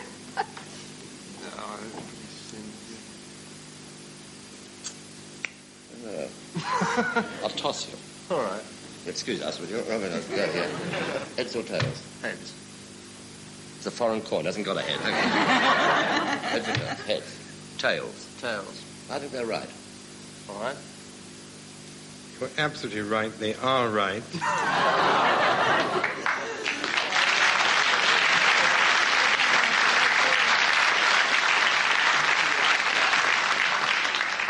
We now come to the last, I think, question, unless you're very quick.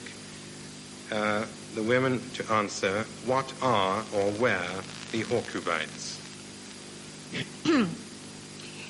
They were the sort of skinheads who molested people in the streets in the reign of James II. It's frightfully good. Terribly good. No. I mean, if it isn't, I think they should be called Hawkubites. Hawkubites? Hawkubites. Hawk? Yes. How do you spell it? H-A-W-C-U-B-I-T-E-S. We said no. You're right. They were not. They were not. Then should we tell them what Hawkubites are? Yeah. Yes. All right. Hawkubites are gentlemen. Well, it's a thing that a gentleman gets on his hands from holding not a ball with 3 holes, but they hold hawks.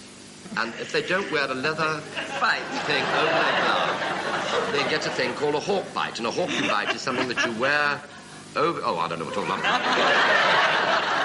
10 points. Is that right or wrong? That's wrong. That's wrong. It's quite right. It's wrong. For 15 points, would you like to... Yes, it is in fact a bunch of skinheads who marauded the streets in the reign of George III. That's 1760, 1820. I get the picture. Yes. I get the picture. They're building us up, aren't they? Yes, we're going to get down here. skinheads on the third one, aren't we? Yes. No, not No, George it's right. III. Definitely not George III. They were, in fact, followers of Mr. Hawcube. This is for 20 points. This is for 20 points. They were, in fact, who was a precursor. He was a ventriloquist, an itinerant ventriloquist in the reign of George I. And they went along and supported the dummy, as it were, in the various cross-talk routines which took place with Mr. Hawcube. Now on 1714 to 1727. Very good. How do you say? No, because they were skinheads. You're right, no, so 20 points are not awarded for 25 points. In the reign of Charles I. For 25 points, skinheads in the reign of Charles I. Well, we know that. Well, how much longer have we got to do this program? Should we spin Because it we're out? going to get up to the right one soon, aren't we? We're bound to, Yeah. sir. Are they spinning us We're now out at the beginning this of the time? 17th century, 1603. How many points do they get this time? 30. 30. How many are we ahead by? 35. So obviously it's not right this time. No. So they're going to spin one more king on us so they can win. So the answer is they're wrong. They're wrong. That's quite correct. They are wrong.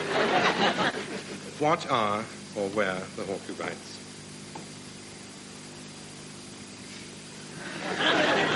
Mr. Cleese. No.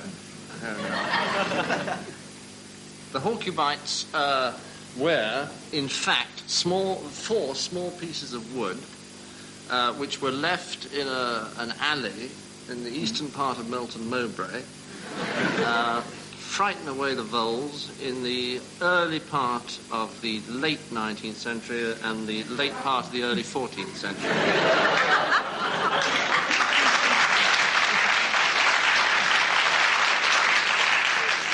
Actually, they were skinheads. Sorry. Is that right or wrong? No, because they weren't in a tin box. 35 points not awarded, and for 40 points, this is the last question. They were, in fact, a bunch of skinheads who operated during the reign of Mary Tudor. Skinheads during the reign of Mary Tudor. No. No. Mm-hmm. No. You're absolutely right, they were not. This is the end of the game. In fact, porcubites were skinheads or street bronies in the reign of Queen Anne.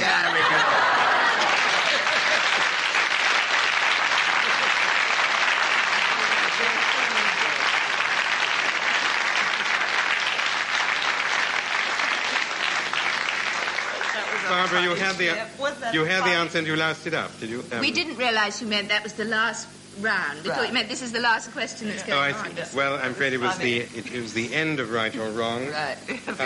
The men have 70 points.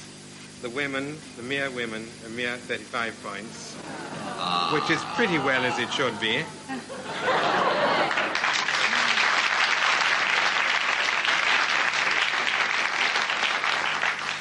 So until Right or Wrong hits the air next week, from Andre Melly, Barbara Kelly, John Cleese, John Pertwee, good night.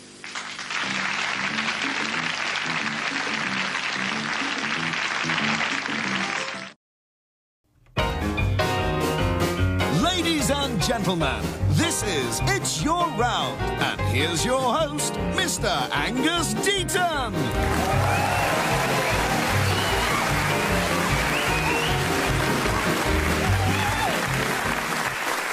Good evening and welcome to It's Your Round, a panel show with a difference. And the difference is we have no panel show. At least we have a panel, but the show bit is still slightly up in the air. That's because each of our guests has brought in his or her very own round for us to play tonight, thereby not only giving this show a unique freshness, but also saving the BBC a fortune in format fees. So without further, or indeed any ado, let's meet the people who, it's fair to say, are responsible for tonight's entertainment, not just as guests, but as creators, devisers and originators of each round, although obviously that won't be reflected in any form of payment. Firstly, a comedian, presenter and walking advertisement for facial hair, Rufus Hound. Next to him, a man who sounds as if he should be out shooting game rather than thinking them up, Miles Jupp. Next, an actress and stand-up comic described by the Evening Standard as Russell Brand without the libido, which must be what Katy Perry's praying for, Sarah Pascoe. And finally, an Australian who spends his life touring the world, so much like every other Australian, it's Adam Hills.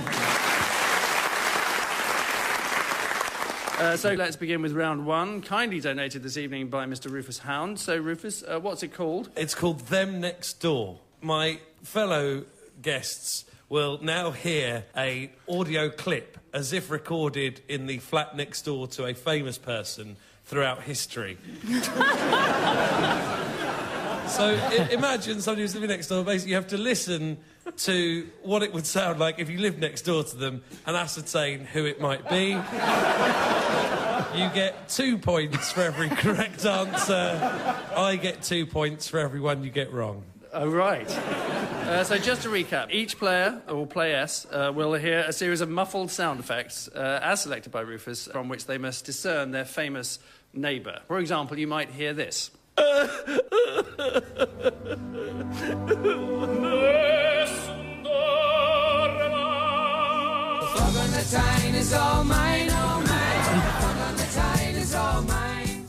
Which would obviously mean... the footballer Paul Gascoigne. The footballer Paul Gascoigne, thank God, well, yes. technically the hostage negotiator Paul Gascoigne. Yes, OK, well, let's play the game then. What's the worst that can happen? Playing the game is probably the worst thing that can happen. Adam, you're up first, so who is this? As I wanna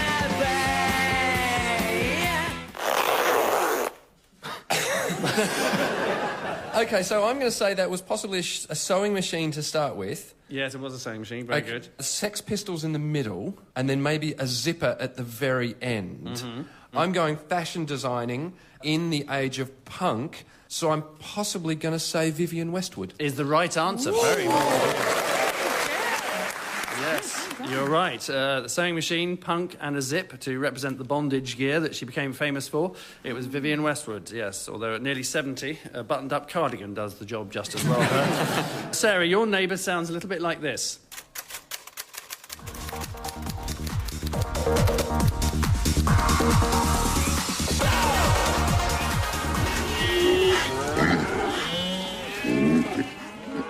So we're typing at the beginning. Good. And then some trance music.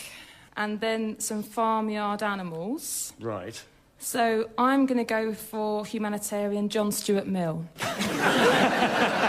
It's not absolutely right, the OK, let me answer I've got rethink on it. the So it's someone card. more modern. OK, so typing, Big Brother theme tune. Any ideas, panellists, to help Sarah out? I'm pretty sure I've got a good Yes. idea. Not necessarily Big Brother, the television programme that you should be thinking about. Oh, George Orwell, 1984, Animal Farm. Is the right answer. Yes, it was. George Orwell. In Animal Farm, of course, Orwell portrayed humans as animals, something done in reverse on Big Brother. Miles, who might this be? Oh, yeah. This is sadly, yes, 15 seconds of silence. Oh, was it the man that invented sound insulation? What was his name? It's one of the great sadnesses that very few people remember it. Any ideas over here? Was it a mime? He was. Jack Marcel Lecoq. Marceau, is it? No need to be unpleasant. I would have accepted Marcel Marceau, but actually, Rufus's answer is... Charlie Chaplin. So did Charlie Chaplin invent sound insulation? I know so little about the man. I'll explain afterwards. The right answer is Charlie Chaplin, although we would have accepted Marcel Marceau, I guess, or Victoria Beckham on any of her records. So, Rufus, see how you are at your own game. We've come up with one for you. Who is this?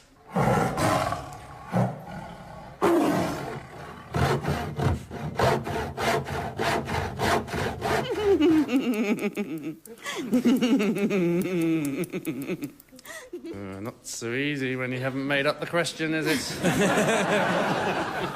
Well, I think this is a stupid game.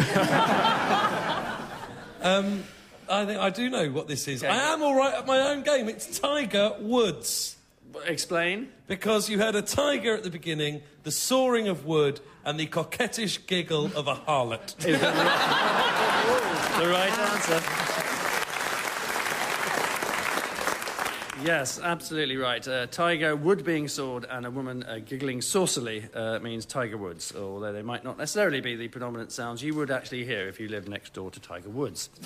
So, a quick look at the scores tells us that Adam and Sarah are joint leaders with 4 points each.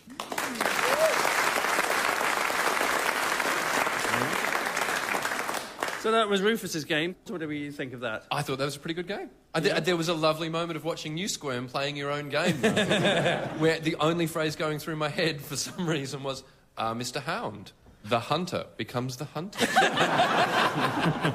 Well, with the bar now raised to a couple of millimetres off the floor, it's time for round two, instigated and created by Miles Jupp. So what's it called, and how do we play it, Miles? Yeah, my round is called What Does My Dad Know? And I don't know what my dad knows. And if you guess whether or not my father knows the correct answer to the question, you get a point. Or if you suggest what his alternative might be, you get a point. You know, if there's any doubt, I mean, I'd probably get some sort of point. Would you like to explain who your father is? My father is a sociologist and a United Reformed Church minister. He's a reverend doctor. He is in his mid to late 60s and was born in Hull. So to recap, each panellist has to second guess whether Miles's dad knows the answer to a general knowledge question. Questions such as, is this really the best game Miles could think of? So, Rufus, you're first. We asked Miles' dad, the Reverend Dr. Peter Jupp, can you name a film starring Leonardo DiCaprio? What do you think he said? I think he probably could, under the terms that pretty much everybody can. I think the interesting thing is going to be which film does he go for? Does he go for a lot of the earlier indie work, such as What's Eating Gilbert Grape, or the sort of the more blockbusters, such as The Aviator, or whether he slap up to the minute and bangs in with Inception? I'm going to say yes, and I think he probably said Titanic. OK, well, let's hear what the Reverend Dr. Peter Jupp did say. It's the famous one about the balloon that goes up.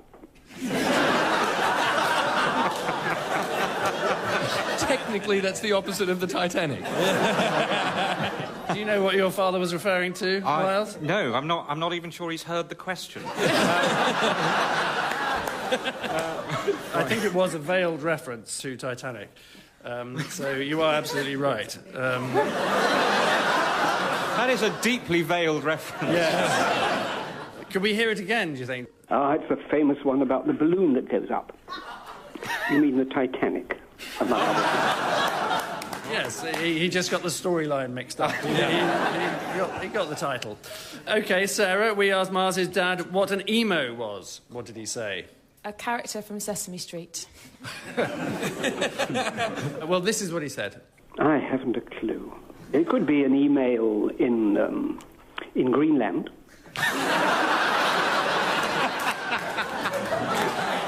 Oh, Jürgen, I seem to have an inbox full of emails. Why is there never any good news? Yes, he'd never heard of an emo, being an abbreviation, of course, for the current trend in softcore emotional rock bands. Adam, we asked Miles' dad, the Reverend Dr. Peter Jupp, have you ever pulled a sickie? What did he say? No, I don't think a man of the cloth would pull a sickie, bearing in mind who his boss is. He'd always know, wouldn't he? I can't imagine. I mean, how do you even do you get on your knees? Dear Lord, got some really bad gastro today. OK, no, I haven't. Peter, okay. you do know I'm omnipotent. Let's hear the truth, then. Yes. It would be a year when I was a teacher. I'm sure I'm the only teacher ever to have told such an untruth. So, yeah, he has. He has pulled a sickie. You heard it here first. I'm not surprised he pulled a sickie. When he was a teacher, my dad used to teach in Uxbridge, I think, and he was once shot in the leg by one of his pupils. Blimey. So Dad probably says, oh, yeah, that was a sickie. That was him probably saying, well, I can't take full responsibility for not being there in work today. So maybe it was after that, he thought. Probably was. Unless he was shot in the leg because he didn't turn up to work. Maybe it was the headmaster. They just sort of runs a tight ship. OK, finally, Miles, we asked your dad, can you name 5 TV shows you've been in? What did he say? I think he can name... well, he probably thinks I'm in that thing about the balloon. He'll have said Rev.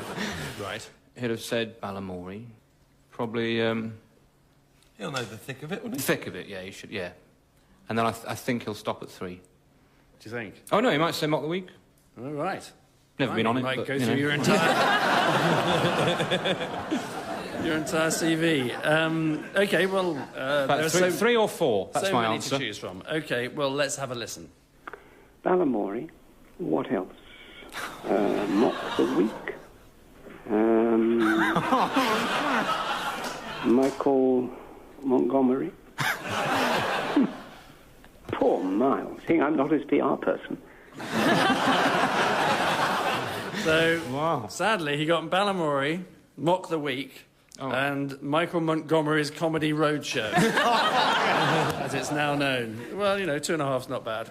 Well, our thanks to Reverend Dr. Peter Jupp, and a peek at the score tells us, well, at the moment, Adam, Rufus and Sarah all on 5.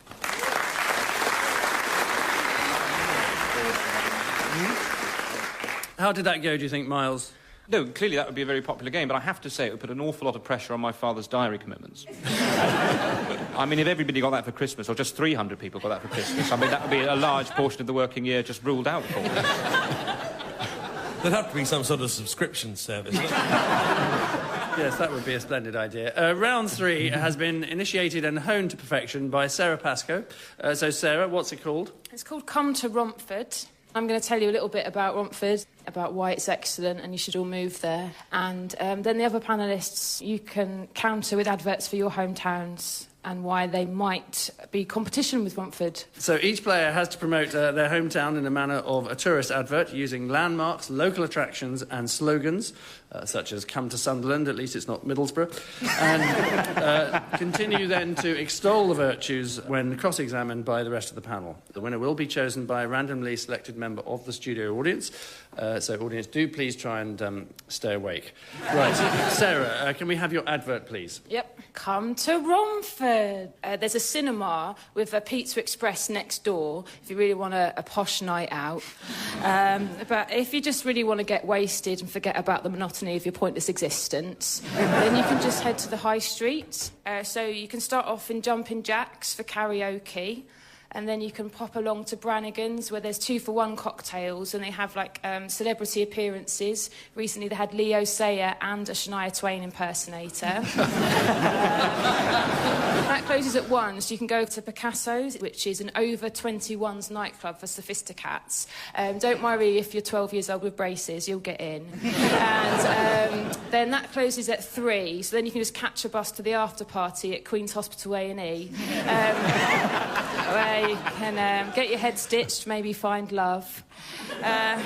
Romford is the perfect place to start a family. You've got everything that you'd need. Schools, laundrettes, really lax approach to contraception.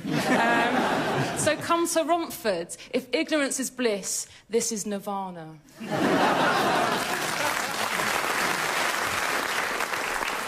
Fantastic. Thank you very much, Sarah. OK, Miles, let's have your sales pitch, if you would. Would you like to live in a place where dreams can be made and shattered on the same afternoon? Perhaps you have literally no interest in ever meeting your neighbours. It could be that you'd like to be required to start using an additional type of recycling container every 3rd week. Or maybe you would like to live in a place where the entire public transport infrastructure completely shuts down at weekends, while the mayor, a man that looks like he's just come round from a general anaesthetic, repeatedly tells you that this is an improvement. Yes, if you moved to London, you would have the chance to live somewhere where all of your public services are publicly funded, privately run, and answerable to no one. London. There's always someone worse off than yourself. Thank you, Miles. Right, Adam, if you'd like to begin your infomercial. Of course. Come to Loftus, a southern suburb of Sydney. What can I say about Loftus that hasn't been said already? A lot, actually, because no one knows where Loftus is. Loftus is home to Sydney's only tram museum. If you thought trams couldn't get any more exciting, imagine them stationary and in an old, musty building. Plus, Loftus is home to a well-known sports oval, nestling on the edge of the oldest national park in the world. Unfortunately, the Oval is well known because it is a place for men to meet other men and have sex in cars. So, the next time you visit Sydney, why not take the Illawarra line south for 40 minutes and alight at Loftus? Loftus. It's more than just trams and dogging.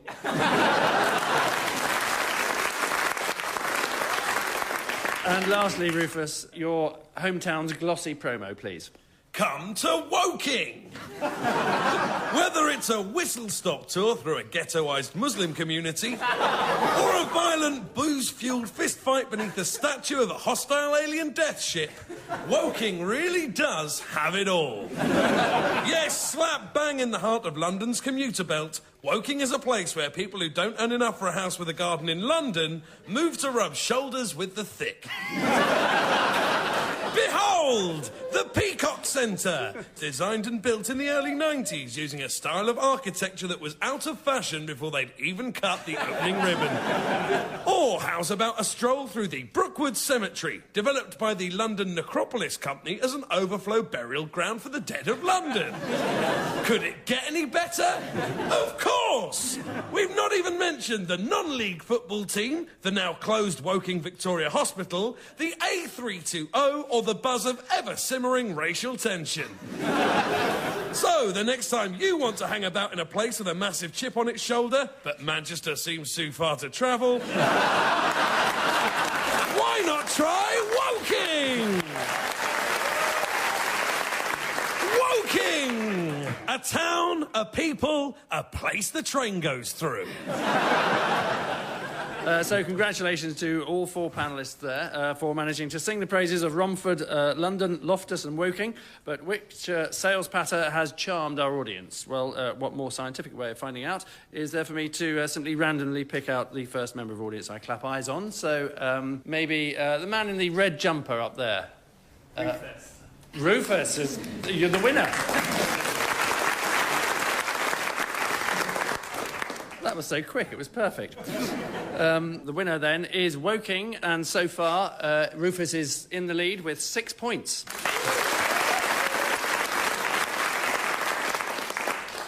Very good. How do you think that went, Sarah? That was your game.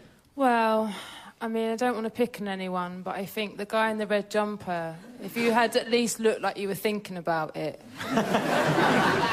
I thought Rufus was amazing. I thought he was... Yeah, I thought it was amazing, but if I was picked on in an audience, I would have gone back over in my head what everyone had said. Some people, maybe not as funny or as good an advertising voice, but maybe other valid points. I just would have thought about it, that's all. Who's your favourite? Rufus. I would have liked to have known more about the dogging arrangements in Woking, I have to say. I mean, Loftus is a long way.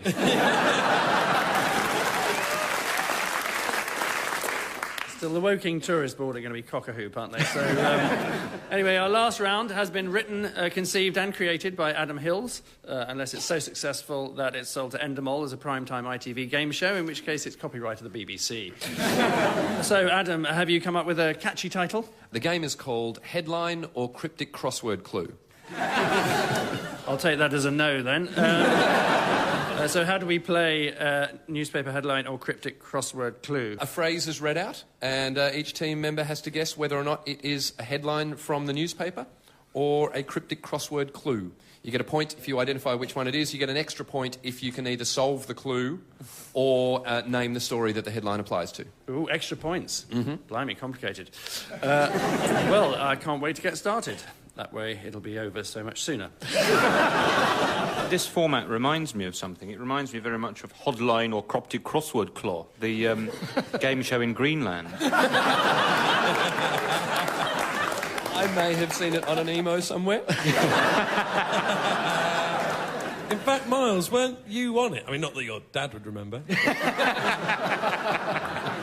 Leave his dad alone. Sarah, you're first. What do you think to this one? Egg producers avoid legislation. Headline or cryptic crossword clue? That is a cryptic crossword clue, which I could solve... Obviously. ...right now. Jesus. The answer is Jesus. Jesus. I have to tell you that Jesus is not the solution to egg producers avoid legislation. I've done it wrong. It's Judas. I did it the wrong way. Oh, gosh. You are, however, correct that it is a cryptic crossword clue. But the answer, anyone? Actually, it's too annoying, I'm going to tell you. Oh, I meant to... There's another scoring mechanism as well involved in this. If this is deemed to be the most boring round of the night, I get 20 points. Well, the answer, oddly, is duck bills. Egg producers, duck. Avoid, duck. Legislation, bills. Put it together, and what have you got? Duck, duck, bills. Couldn't be simpler. Miles, here's one for you. Scots get the hots. Headline or crossword clue? I think that is... it's a headline. It is a headline, but what is it about? Do you remember, I think it was it was the year before, there was an incident where, I think it was in a field, some Scottish people got hot. It's not actually that story. Oh. No, it's a different story from the Glasgow Herald. Glasgow has apparently been named Britain's most romantic city. Yes, even 12-year-olds show affection for each other, apparently, by having children.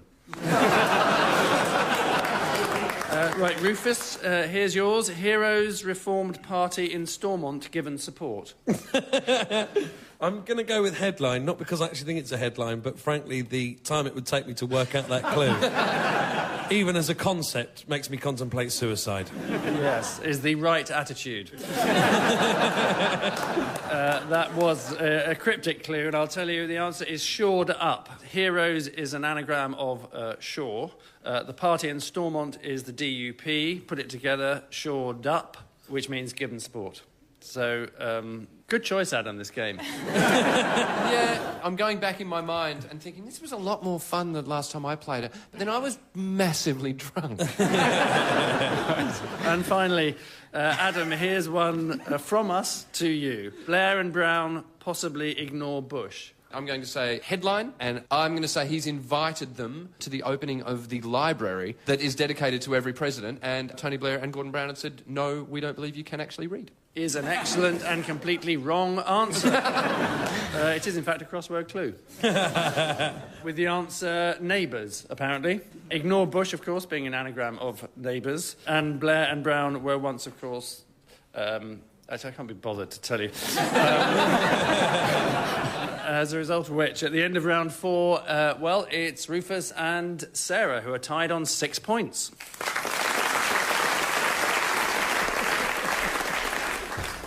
So, an inventive and original round, Adam. Would have been nice.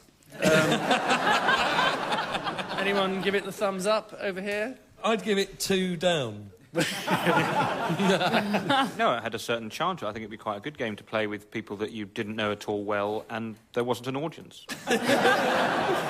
And so to our final test for this week's panellists, a round created not this time by them, but about them. Perhaps unsurprisingly, it's called It's Your Round, as all the questions are about the guests themselves. Obviously, a panellist can't answer a question about him or herself. Fingers on buzzers, everyone, unless it's about you, in which case you can put your fingers wherever you like. Question 1. Name any one of Rufus's tattoos. Yes, Sarah. Gerald. I can't remember the name of it. What's that? The one when it's there's like an eagle just above a swastika. It's the big one on your back. Well, ironically, the eagle's called Gerald, so... No, I would have accepted his wife, who's on his right forearm, robots fighting monkeys, a black Batman logo, and some new Daleks, apparently. Next, what did Adam's nana think the Christmas carol Deck the Halls was called? Rufus. She was an Australian, I assume, and this is Radio 4. And conceptually, those two things do not sit well. And your answer is? Dick the Balls. What was the answer, Adam? Dick the Horse. Possibly worse. Next, what did Miles lie about to the England and Wales Cricket Board? He lied that he was a member of the press when he wasn't. Is absolutely correct. Well done. Yes, he said he was BBC Scotland's chief cricket correspondent in order to get a press pass to the 2006 Test series with India. You and your dad, I don't know. Trust either of you. Next, one of Sarah's gags was named in the top 10 best jokes at the 2010 Edinburgh Fringe. True or false? That was true. Miles? That was false. In fact, it was the opposite. You're absolutely right. It was in the top 10 worst jokes. And it went, why did the chicken kill itself to get to the other side? I'm never going to get over that. That ruined my first festival. It was on the news. How bad my joke was. Well, you know, the people have spoken. You got a round of applause.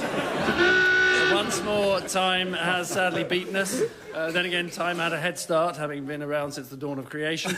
A look at the final scores tells us that this week's winner, with a terrifying 8 points, is Miles.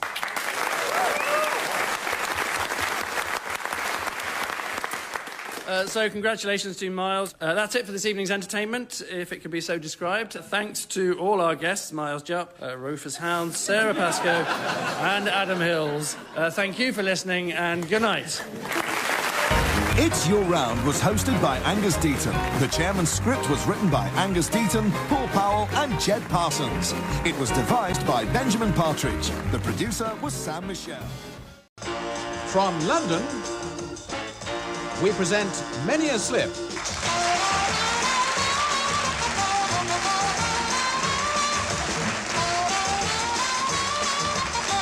And here's your chairman, Roy Plumley.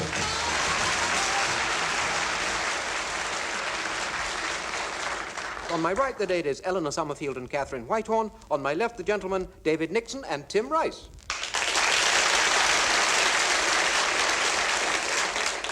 I read out some pieces with mistakes in them. The first team member to spot a mistake presses a button. If it's a member of the ladies' team, it rings a bell.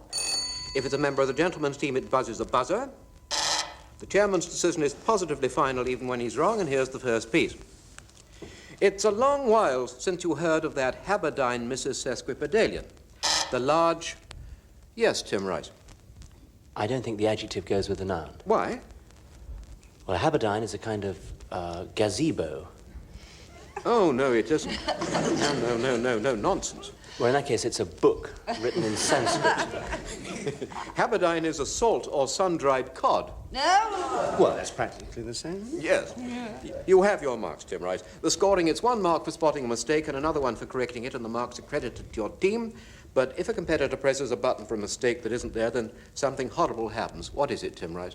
Well, the other side get the points. Exactly. Well, the gentlemen have got 2 points for querying Haberdine. Mrs. Sesquipedalian, the large, elegant woman with a Pekingese and herdic habits. She had sent for Eleanor Summerfield.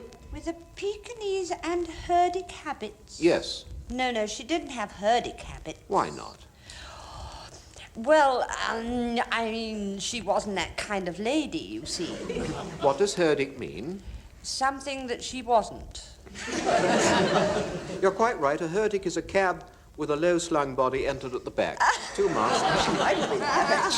It's rather like me, really. She had sent for her neat, orderly, and ferruginous doctor because... Catherine Whitehorn. How about neat and orderly being a tautology? I wonder. Yes, I think so. Oh, it's very good. I rather think you're right, yes. In which case, it's something that Messiter didn't intend, so you'll get 3 marks. 3 to the lady. Who's buzzing? Mr. Plumley, 'twas I. I wish to query ferruginous. Well, it means formed of materials in no fixed order. Oh, well, I get 1 point then, don't I? I thought it meant that he liked spaghetti. Very nice. Oh, yes. Yes, well, you'll get 1 point. Sent for the doctor because she had had a diabeterial attack. Catherine Whitehorn. Well, I don't think diabeterial is right. Surely it would be diabetic. A diabeterial. Quite different. Meaning what? I haven't the faintest idea. Pertaining to the crossing of a river. 1 mark. Oh. She received him in her pent. Disgusting. In her pent? In her pent, Eleanor. No, she Summerfield. wouldn't receive not a doctor in her pent. Oh, perfectly. Of course she did. Yes. Really? Yes, the same word as penthouse. You can use pent if you like. it? So that's 2 to the gentleman. Oh. She received him in her pent, where she showed him her mahu, which... Tim Rice. She wouldn't have a mahu. Not in her pent. She had several in her pent, actually. Really? Yes. Different varieties, different trees, malvaceous shrub from the tropics. Perfectly all right. That's But just... why would she show a doctor those things? He was very interested. He was a tree doctor. 2 to the ladies, which she'd imported from Manila in the West Indies. The doctor opened Tim Rice. Manila's in the Philippines. So it is, 2 marks. The doctor opened his bag, and after giving her a present of a pot of Codiniac, took out Tim Rice. You wouldn't have that in a pot. Quince marmalade? What's the matter with that? 2 to the ladies. Took out his best political physiolator. Eleanor Summerfield. No, he hasn't got one. It means what? Yes, it's I don't know what it is. What is it? It's a worshipper of nature. Oh, so he wouldn't have one in his bag, would he? Only a very small one. No. 2 marks. To measure the rash on her arm, which he could see was a hinny. Mrs. Sesquipedalian... No, it wouldn't be a hinny, would it? Well, I don't think you can't have a henny rash. It's an offspring of a she-ass by a stallion. Oh, she might have had one, of course. No. 2 marks. Mrs. Sesquipedalian thought this was a bit culmiferous and threatened him in a way which he could only think indign. And being a man of extreme graciosity, he took his leave. Yes, Miss I don't Summerfield. think there's such a word as graciosity. Oh, yes, there is. So that's 2 to the gentleman. Rotten word. Mrs. Sesquipedalian chucked a kimmer at him, which hit him fair and square on his cunabula. Tim Rice. I don't think she could have thrown the object in question. I think you're right. It's a midwife, a wise woman, a gossip. 2 marks. Nobody queried culmiferous, which is a geological term for shale bearing. And cunabula, for your information, is a cradle. And at the end of that first one, the gentlemen have won 14 points and the ladies 12.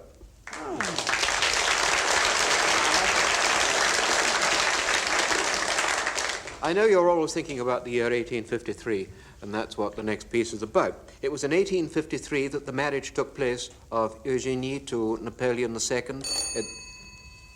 Yes. Third, quite right, 2 marks. At the Tuileries. This was the year in which, because of the discovery of vaccination by Edward Jenkins, smallpox... Yes, Catherine Whitehall. It wasn't Jenkins, it was Jennings. It wasn't, you know. That's 2 to the gentleman. All right, Harvey. He was the man with the circulation of the blood. This was Jenner, actually. Ah, well. Yes. Smallpox, a scourge of humanity, became compulsory in England. David Nixon. Oh, no, you didn't have to have it if you didn't want it. Quite right. Smallpox was never compulsory in this country. That's 2 to the gentleman. Queen Victoria allowed chloroform to be administered to her by C.P. Snow during... Tim Rice. C.P. Snow was definitely at least 100 years later. Well, 60, 70 years later. You've heard him called Lord Snow of yesteryear. 2 marks. Who was it, for your information? I don't know. John Snow. During the birth of the prince who was to become Edward VII. In honour of its... Yes, Catherine White. Wrong prince. Which prince should it be? 1853. Leopold. Leopold, afterwards Duke of Albany. 2 marks. In honour of its discoverer, Van Diemen's Land was renamed Baffin Island.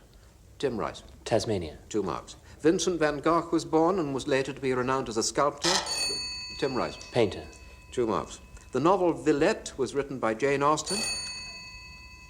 Catherine Whitehall. Charlotte Bronte. 2 marks. And as a continuation of Wonder Tales came Tanglewood Tales by Charles Kingsley. The safety razor was invented by Tim Rice. Never. I don't think Charles Kingsley was around then. Who, for example? I don't know, but I think Kingsley was a bit later. 1 mark. The other mark is floating for anyone who knows who. What is it we're trying to know? Wonder Tales followed by Tanglewood Tales. No, you don't know. Nathaniel Hawthorne. The safety razor was invented... That's what I was buzzing for. You're a bit early with the razor. Yes. When was it? Around the turn of the century. 1895, 2 marks. And wallpaper was first used in Europe. A railway line was opened from Vienna through the Alps to Trieste. Yes, Mr. Nixon. Wallpaper's been around a long time. They practically had it down in those caves where they found the animals in France. Didn't know. It's much earlier than 1853. Give me an estimate. Oh, 100 years before. Yes, 1720. 2 marks. Yes, Tim Rice. You wouldn't go through the Alps to go from Vienna to Trieste, would you? Yes. 2 to the ladies. Not if you go via Belgrade. Or Birmingham. The largest living tree in the world was discovered in Siberia. David Nixon. No, America. North America. California. Yes. Know what it's called? Giant sequoia. That's quite right. 2 marks. And at the end of that instructive piece, the gentlemen have 31 marks and the ladies have 21.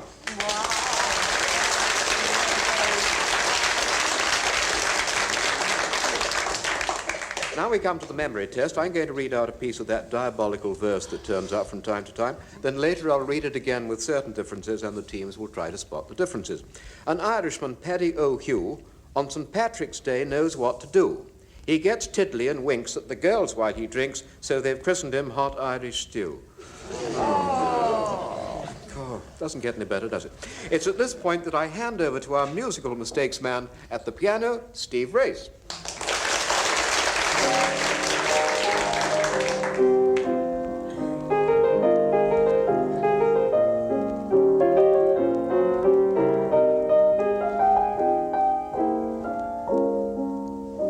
think there must be more songs beginning with the letter I than with any of the other 26 letters of the alphabet. Tim? The other 25. The other 25 letters of the alphabet. 2 marks to you. I think of, I guess I'll have to change my plan. I get a kick out of you. I get along without you very well. I get too hungry for dinner at 8. And, of course, who rang? David. That is not the title. No, the title is... The Lady is a Tramp. The Lady is a Tramp. 2 marks to you. And Catherine. And anyway, it isn't I get too hungry for dinner at 8, it's she gets too hungry for dinner at 8. Yes, it is. I'll give you that. Why not? Why not? Certainly. 3 marks to you, Catherine. I hadn't thought of that myself. And, of course, another I song from Pickwick, music and lyrics, respectively, by Leslie Brickus and Cyril Ornadell, If I Ruled the World. Tim? I think you got them the wrong way round, Brickus and Ornadell. Yes, Brickus and Ornadell, and it should have been Ornadell and Brickus, music and lyrics. So that's 2 to you, and I will now play a few bars of If I Ruled the World.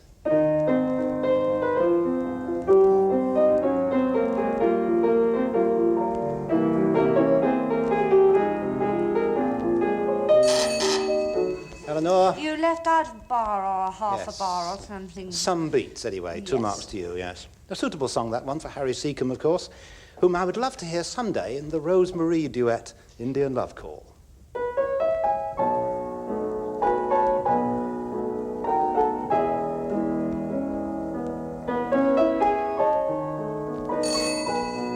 Eleanor, Steve, you're playing it in 3/4 time, should you be? you clever girl. No, I should not. you should You're be absolutely right. playing it It should be in 4. Yes. 1, 2, 3, 4, Yes. 1. Good for you, yes, 2 marks. Much more recently, letter I songs have included I've Never Found Another You by the Searchers. Tim Rice. I'll Never Find Another You by the Seekers. Searchers. By the Seekers. Seekers, yes. You can't have double marks, can you, really? But 2 to you, yes, by the Seekers. There was In the Summertime, recorded by Jerry Mungo. And Tim. That was Mungo Jerry. Mungo Jerry, not Jerry Mungo, yes. And the Ray Charles hit, I Can't Stop Loving You.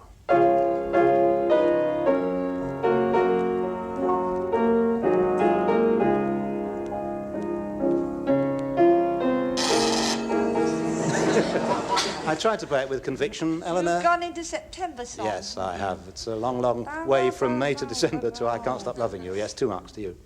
I can remember Sid Field talking about my good friend Ivan Ovolo. Tim, I can. Yes, you can't, he did, can you you? know. He did. Right. 2 marks to the ladies. He did talk about my good friend Ivan Novello. Ivan Novello, of course, wrote I Can Give You the Starlight for the musical Careless Rapture. David, nice to hear from you. Nice to be heard from. Have you a correction to Yes, make? I do. I wouldn't have said that myself, not in front of a polite company. So 2 Rapture. marks. Rapture. Careless Rapture, yes. I Can Give You the Starlight. Unless you're from- North Country, of course. From Careless Rapture. Only it doesn't. It came from the Dancing Years. Everybody missed that. Here's the tune.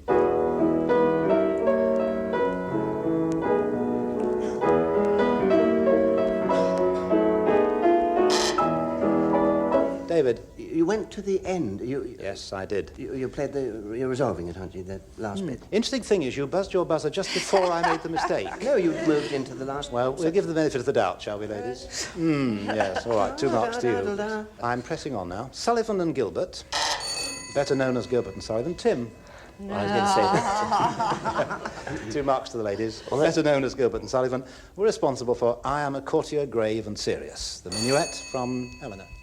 Grave and bold or something. No, Grave and Serious is right. Is That's it? 2 to the gentleman. The minuet from the Gondoliers. Tim. The Mikado. No, Gondoliers, 2 to the ladies. Do you want to make another correction, Yes, David? gavotte. Yes, gavotte, not a minuet. Great stuff. 2 marks. Over to you this time.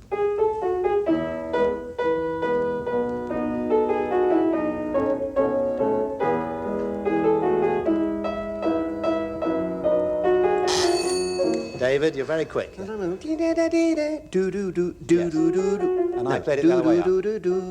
Yes, we understand one another. 2 marks to you. By way of contusion, here's another song. Tim?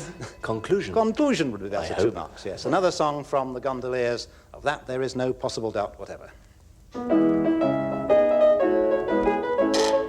David, let's have it. Possible doubt, no possible probable shadow of doubt. Big finish. No possible Doubt whatever. Goodbye.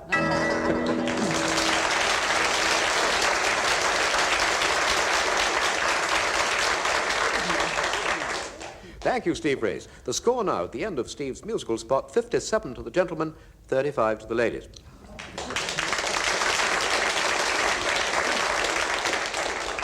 An Irishman, Patrick O'Hue. Eleanor Summerfield. His name was Paddy. 2 marks. On St. Andrew's Day knows what to do. Eleanor Summerfield. St. Patrick's Day. 2 marks. He gets plastered and winks. Tim Rice. Not plastered. What? Mary? 1 to the I would like to ladies. go out on the limb on that. Eleanor. Pickled. 1 to the gentleman. Oh. Catherine.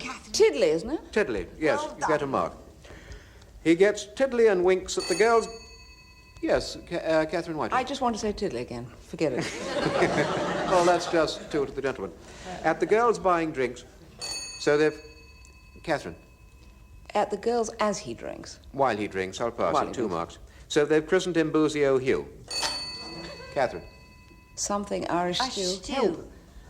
You haven't got it, have you? Hot Yes, Irish between stew, you, that's right. it. What difference does that make? Scorer 42 to the ladies, 61 to the gentlemen.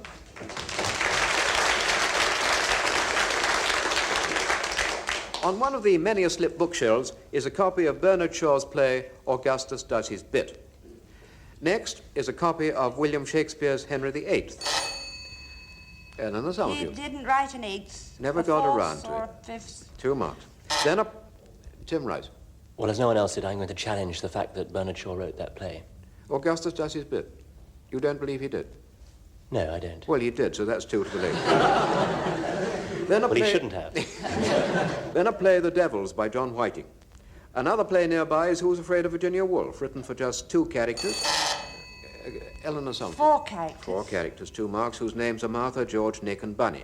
Next are Eleanor Summerfield. It's not Bunny. What is it?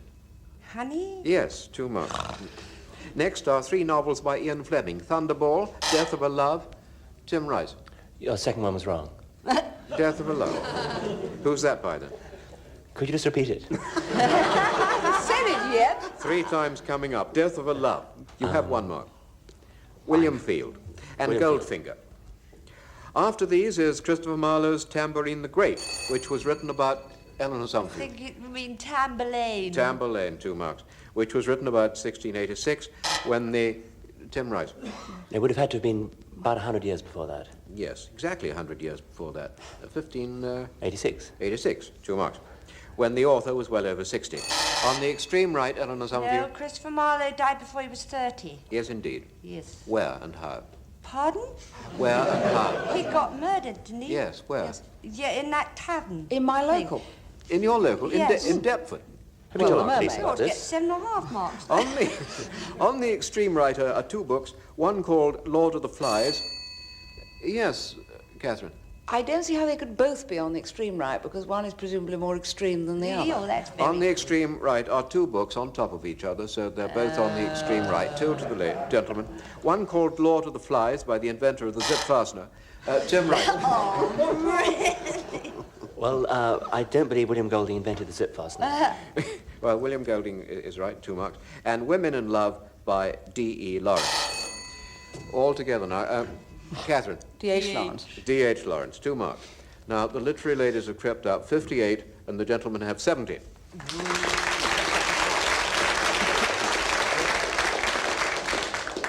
The first clockwork dentist's drill, Eleanor Summerfield. There's no such thing as a clockwork dentist. I mean, the first clockwork drill used by dentists. The first dentist's clockwork drill. That's all right. 2 marks. Yes. Was patented by a man named Harrison in 1864. A sewing machine made almost entirely of wood had been invented 30 years earlier, in 1820, by Timonier. Eleanor Summerfield. That's arithmetic's wrong. Uh-huh.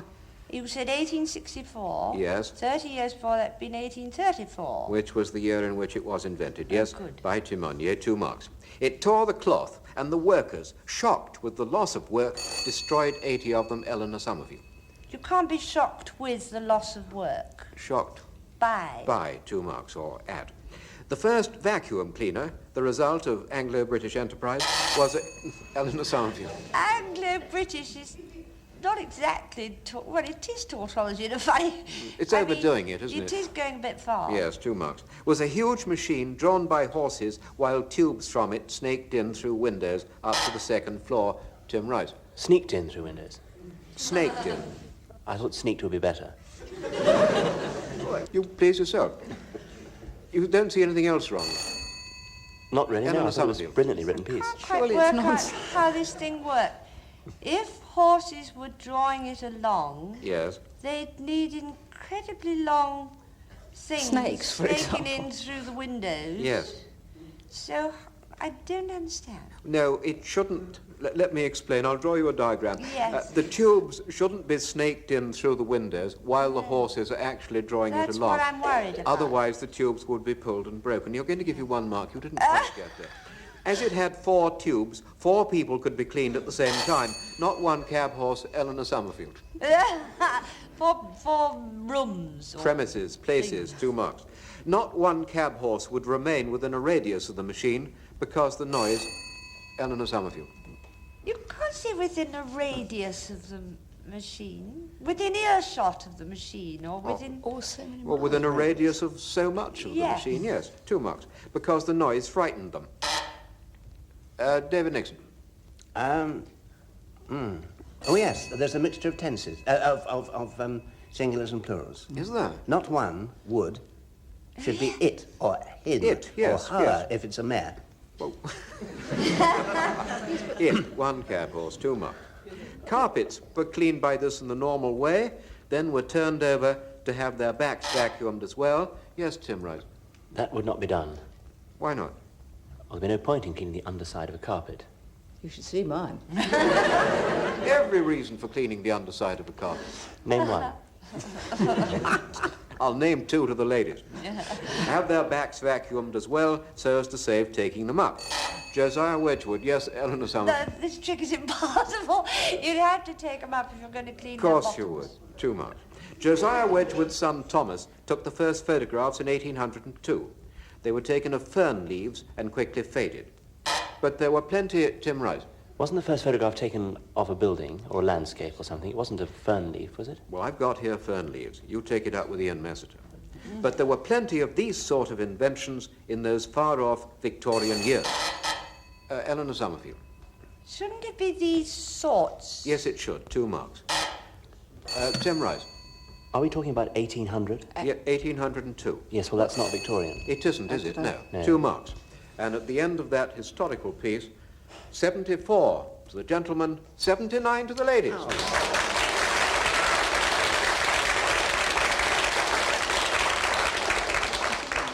Now, are you sitting comfortably? Us. Binti and Bunty were each exactly 4 years old. It was their birthday, and Boo was 4 1/4. They had 3 coloured bricks between them.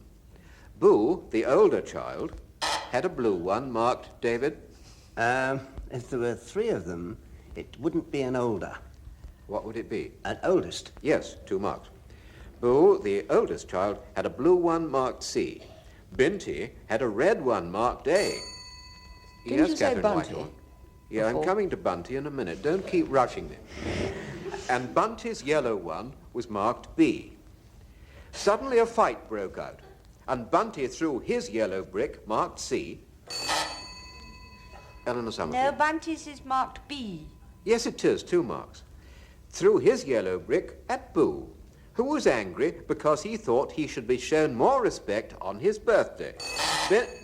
Eleanor No, Summerfield. Boo's 4 1/4. Not his birthday. No. No, 2 marks. Binti picked up his blue brick, which was clearly marked David Nixon. Red? Red, 2 marks, which was clearly marked with the letter B. Tim Rice. A. 2 marks, and hid it. Boo thought he'd better hide his yellow brick. David Nixon. His blue brick. 2 marks, which was marked with an A. David Nixon. With a C. 2 marks. Then he took all 3 bricks and put them in a pile with Bunty's at the bottom, his own in the middle, and Binty's at the top. Yes, Tim Rice. Hadn't one of the bricks been hidden already? So Well, this would make that... They've all appeared again. Don't complicate the story. We get 2 for that. Surely that's a No. good 3 points there. No, isn't the story holding your interest? Gripping. The letters, reading from top to bottom, were C, A... Yes, Eleanor Summerfield. No, the top one was A. Yes. And then? B. Wrong. 2 to the gentleman. ACB. ACB. Bravo, David Nixon. 2 marks. And the colours in the same order were blue... Yes, Tim Wright. Red. Red. Go on. Blue, yellow. Well done. 2 marks. That's as far as we can go. And the score is 85 to the ladies, 88 to the gentlemen.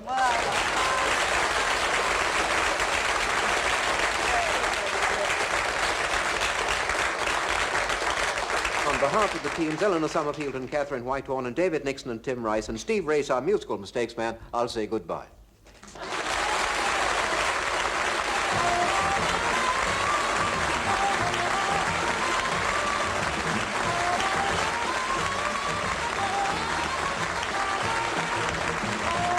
Many a Slip was devised and written by Ian Messiter, the chairman was Roy Plumley, and the programme was produced for the BBC by Mark...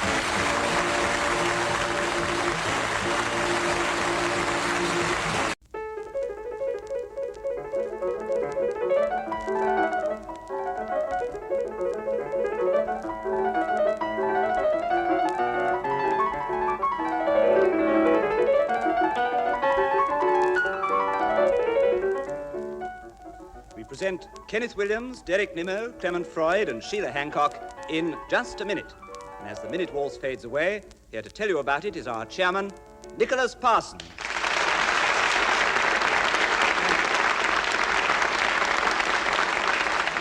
Thank you very much indeed. Hello. Welcome once again to Just a Minute, and once again it's my pleasure to welcome these 4 delightful and beautiful players of the game, who, of course, need no introduction to you all here in the audience and the listeners at home. Once again, the rules are as before. I'm going to ask each one of them to speak in turn, if they can, for 60 seconds on some unlikely subject, without hesitation, without repetition, and without deviating from the subject. And one of the other 3 may challenge if they think they're guilty of doing this. If I agree with the challenge, they will gain a point, and if I disagree with the challenge, a point will go to whoever is speaking. That's the way we play, and Sheila Hancock, will you begin this round for us? The subject is the little people. Would you talk for a minute on that, starting now? Being 5'7.5" in my bare feet, I hate little people. When I stand next to a little person... Derek Nimmo has challenged. Why? Prejudice. It's a very nice idea, Derek, but alas, it has got nothing to do with the subject, and therefore it is not a correct deviation. Sheila has a point, and there are 53 seconds left for the little people. Sheila, starting now. The reason being, when I stand next to one of the little people, I feel tall and gawky and nasty. I want to smash the illusion that little people are frail and don't quite know how to cope with life. In fact, little people like Kenneth Williams... Clement Freud, you've challenged. Why? 4 little people. Yes, we do allow people to repeat the subject matter on the card once or twice, maybe 3 times, but not 4 times. So, Clement Freud, you take over the subject of the little people with 41 seconds left, starting now. If you were to walk into the peat bogs of County Connemara, you would invariably encounter someone with green ears or pointed head. Derek Nimmo, you've challenged. Deviation, you wouldn't invariably encounter one. I've never met one. I'm always in the bogs. Well, don't let's get filthy. This is one of those occasions where obviously I must put it to the audience. Do you think, audience, that if you were to go into the peat bogs of Connemara, you might invariably meet one of the little people? If you do, will you cheer? And if you don't think so, will you boo? And will you all do it together now? They don't think you invariably meet the little people in the bogs of Connemara. So, Derek Nimmo, you gain the subject and a point, and 31 seconds left for the little people, starting now. I once played in a pantomime at Chiswick Empire with 17 German dwarfs. It was New Year's Eve, and I invited them back to my caravan, and I gave them ordinary-sized glasses of gin and tonic. Whereupon... Kenneth Williams, why have you challenged? Deviation. You couldn't possibly get 16 dwarfs into a caravan. Actually, it's totally true, actually. Well, I should think, actually. I think what was the pantomime? What was the pantomime? Let us just deviate too much. I think it must be extremely uncomfortable, and especially with giving them large glasses of gin or whatever it was he gave them. But strictly speaking, he hasn't deviated from the subject, Kenneth, so well tried. Derek Nimmo keeps the subject, gains another point. There are 20 seconds left for the little people, starting now. They became intoxicated very rapidly, which surprised me. And one called Rudolph... Clement Freud, why did you challenge? Deviation, why should it surprise you? You give a dwarf a huge drink. I think that's a very clever and justified challenge. Clement Freud, you say that I'm not fair. I think I'm being abundantly fair to you. Get another point. You have 16 seconds left for the little people, starting now. Walking down Oxford Street, I once encountered a raggle-taggle, queue of minute gentlemen, and I went up to their leader and said, would you kindly introduce me to your wife, because I'm most interested in meeting more people like you. You are the sort of people... Oh!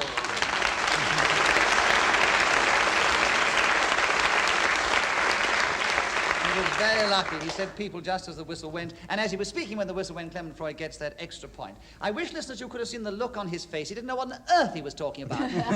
It was a very clever way. It shows you how clever is the game, just keeping going and saying words which make sense but don't really have anything to do with anything in particular.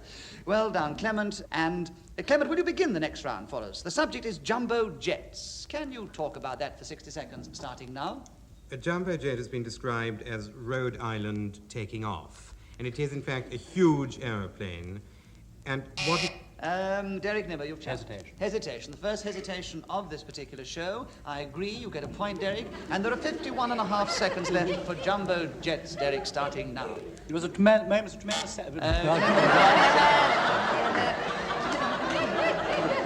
You don't need to say, Clement, you get the subject back on the same challenge and a point. And there are 50 seconds left for jumbo jet starting now. Advertising this plane at the moment is a campaign saying, look big, long legs, fly jumbo, which is an awful insult to the little people. You can imagine Henri Toulouse-Lautrec going to London Airport, for instance, and seeing this message. Sheila Hancock, why have you challenged? Deviation. There weren't aeroplanes when Toulouse-Lautrec was alive. He did actually say you can imagine. Oh, well, he might, but I can't. So, as he wasn't strictly deviating from the subject, bad luck, Sheila, I must be fair and keep it with Clement Freud, with 35 seconds left for jumbo jets starting now. What is sad about jumbo jets is that they're very large and very difficult to service, so the cabin staff who are in plot... Kenneth Williams, why do you challenge? The fact that the aeroplane is large is not sad. It's just a fact. It's just a fact. It's large. Agree. Well, yes, it's deviation. Agree. Deviation. Yes, you deviation. When Clement Freud said someone was surprised and he wasn't, I let Clement Freud have it. I will let you have it because it is not Quite sad. right. No, I quite agree. You have a point and you have the subject, Kenneth, with 27 seconds for jumbo jets starting now. The title, of course, owes its origin to the hugeness of the animal after whom it... Clement Freud, why have you challenged? Animal. Don't be rude. We're not.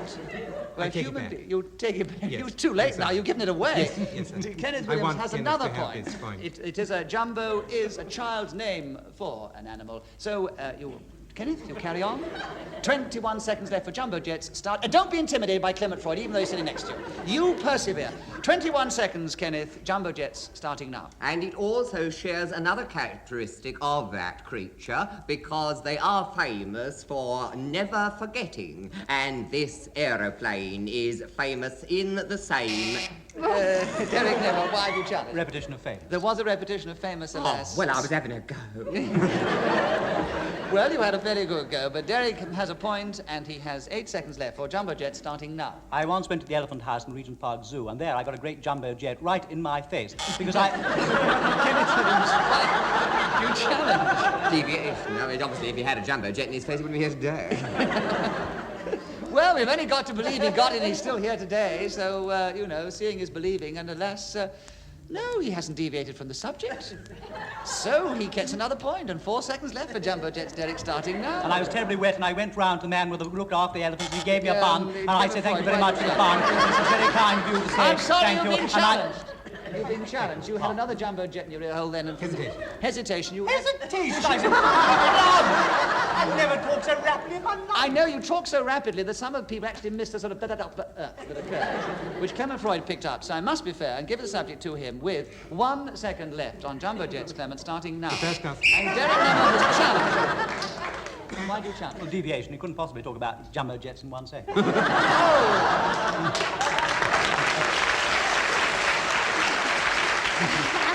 Well, as it's neck and neck, I will give Clement the points for speaking when the whistle went, and Derek a bonus point for a clever challenge. All right, that's only a fair way to do it, I think. And they're both equal, you see. It keeps the thing neck and neck at the end of that round. Derek Nimmo and Clement Freud. Kenneth, will you begin the next round for us? A subject, I'm sure, entirely up your street. I had something to say to say. Well, I know you're going to flow eruditely on this one. Yes. Bernard Shaw. would you speak for 60 seconds on him, starting now? It is not generally known that this very... Clement Freud, you've challenged. Well, it's ridiculous you can't speak eruditely on Bernard Shaw for 1 minute. You listen to Kenneth Williams, he's got another point. I want to... And there are 53 seconds left. Isn't that a clever challenge? It was a clever challenge just now. You didn't make it before.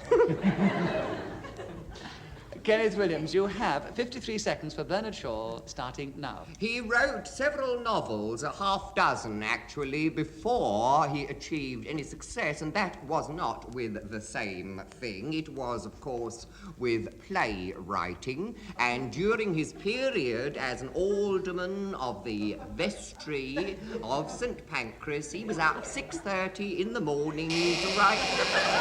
Sheila Hancock, you have challenged. Oh, it's deviation. I don't believe he was... He was the alderman of the vestry, yes, he was. Bernard Shaw was. The alderman of the vestry of St. Yes. Pancras up at 6:30. Yes, he was. I don't know about it. I don't know What what is you're challenging on. the- I'd like to know, Sheila, are you challenging on the fact he got up at 6:30 or that he was an alderman of the vestry? Deviation. I don't think Bernard Shaw ever got up at 6:30. Which platform? I'm sure he many times got up at 6:30. He was She also don't know alderman of the nothing vestry. for nothing anyway. Anyway, what have you challenged for, Derek? Nothing from nothing. Nothing from nothing. Sheila, Kenneth Williams has a point because he was an alderman of the vestry, and the 35 seconds left for Bernard Shaw, Kenneth, starting now. Began so early in the morning that even Mrs. Patrick Campbell was heard to exclaim, "Your eyes are so far apart, I think I'll have to take a taxi." We had to do that. Then, of course, came the great success of Pygmalion, which, as we all know, took London audiences by surprise when that famous epithet was uttered, not something like... Well, I won't say... Sheila Hancock, you've challenged. Why? Deviation. It wasn't not something No, like but I this. wasn't saying the word because it's rude. Well, if you lead yourself into that impossible situation, Kenneth, I'm afraid you'll lose a point, at least the other way around. Sheila, for challenging... I was just trying to behave like a gentleman, that's all. Well, we all suffer in this game. I mean, Clement's smarting because I gave a jumbo jet in 1 second to Derek Nemo. He'll be upset in a minute because I've given something to Clement Freud. I won't You're be. upset at the moment. Sheila Hancock is not upset at the moment because she has the subject, and there are 9 seconds left for Bernard Shaw. Sheila, starting now. One of the things this gentleman was famous for was his correspondences with various actresses. Ellen Tech. Clement Freud challenged. Hesitation, yes. Everybody challenged at once, but Clement Freud's light went on first, so he gains the point and the subject. 4 seconds. Bernard Shaw, Clement, starting now. Bernard Shaw said that if you hit yourself on the head with a book and... Can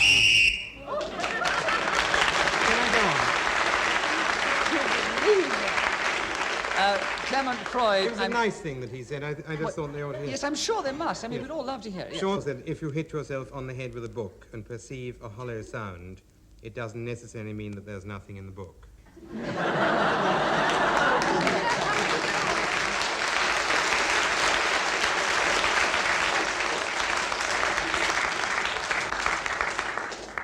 Sheila Hancock, it's your turn to begin the next round. The subject is keeping the peace. Can you talk about that for 60 seconds, starting now? This is something upon which I am an expert. At home, I have a cupboard full of pieces of crockery, and it is a result of having kept the peace when I've broken something, with the idea that eventually I should mend it. One day, I'm going to put all these pieces together and make one huge pot of different assorted fragments.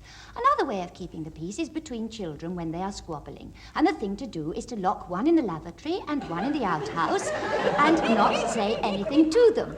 And backstage, before we come on, Clem Freud does a good job between Kenneth Williams and I, but we are inclined to come to blows. However, I love him very much, and in the end, I don't hurt him because he is a nice little fella.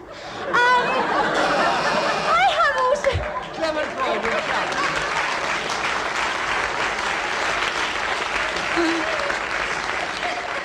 you're Hesitation.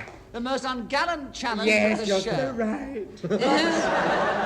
Alas, as chairman, I have to be fair and say it was a hesitation, so Clement Freud has a point and takes the subject with 8 seconds left for keeping the peace, starting now. Keeping the peace is something I used to do a great deal when I was a Boy Scout. I was a peewit, and my best... Derek Nemo, why have you challenged? Deviation. Peewit. Why?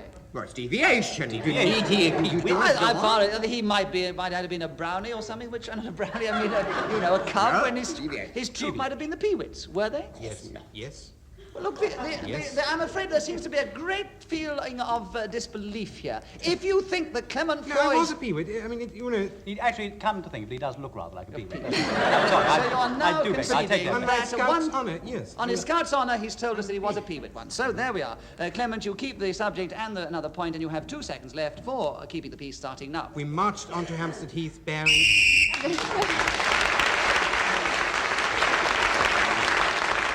Keeping the peace and peewits and the whistle going as he was speaking gained Clement Freud 2 more points. And Clement, it's your turn to begin the next round. The subject is the perfect breakfast. Will you speak about that for 60 seconds, starting now? Ideally, the perfect breakfast should follow the perfect dinner. On the morning after the meal, you arise... Kenneth Williams, why do you Hesitation. Yes, I quite agree. He was searching for his perfect breakfast. So, Kenneth, you have a point and the subject with 52.5 seconds left for the perfect breakfast, starting now. Taken in a thoroughly relaxed atmosphere, it should begin with cereals and fresh, clear, cool milk. And then, of course, the deviled kidneys. What could be more delectable than see that plate full of these fried eggs and crisp bacon. The aroma itself, oh, it really gets me going. I'm throbbing there when I smell it, you know. And the crisp toast, of course. Clement Freud, you challenge, why? Crisp. Yes, we've had crisp before. We had crisp bacon, now we've got crisp toast. I must say it was an object lesson, Kenneth, in how to keep going without stopping and making your I was work. trying to elongate me vowels. I know you, and you achieved it too. So I was hanging it out a bit. I must admit. Anyway.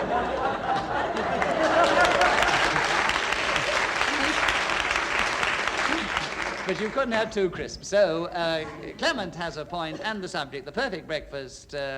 17 seconds left, starting now. A kipper fillet is something that one should not be without. Ideally, the herring is smoked over chips of oak, hung up in a chimney, and they're then taken down after... Derek, why have you challenged? Well, he's describing how to cook a kipper or smoke or cure a kipper, but not talking about a perfect breakfast. Yeah, that's true. That's so therefore it's deviation. It's very difficult because, you see, he did establish he was going to have this particular food for his breakfast. And he went on to say how he felt it would be most perfectly done. So he wasn't really deviating from the subject. I will put this one definitely to the audience. If you think that Clement Freud was deviating and you agree with Derek's challenge, will you cheer? If you disagree with his challenge, will you boo? And will you all do it together now? Equal. No points scored. Clement Freud continues with the subject. 4 seconds to go for the perfect breakfast, starting now. Haddock is also essential. Derek Nimmer, you've challenged. Well, deviation, because they can't both be essential. Kipper and haddock. I don't think they're both essential. The perfect essential. breakfast, you wouldn't have 2 fish courses. No, fish courses. The perfect breakfast? Yes. In your opinion, but not in Derek Nimmo's, and I have to make the judgment. And in this case, I give it to Derek Nimmo. 1 second left, Derek, starting now. Grapefruit juice and croissant. Challenge. It is impossible deviation to talk about the perfect breakfast in 1 second. Exactly, so you've got a point. All right. We have established that. I'm going to do that. I did it before, so Sheila Hancock has a point. And there's half a second left for the perfect breakfast, Sheila, starting now. I like... And Sheila was speaking as the whistle went.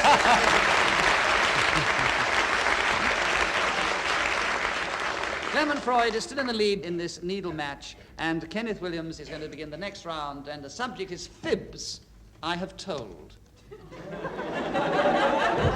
You are looking very nonplussed. You obviously want a second to think. You've had your second.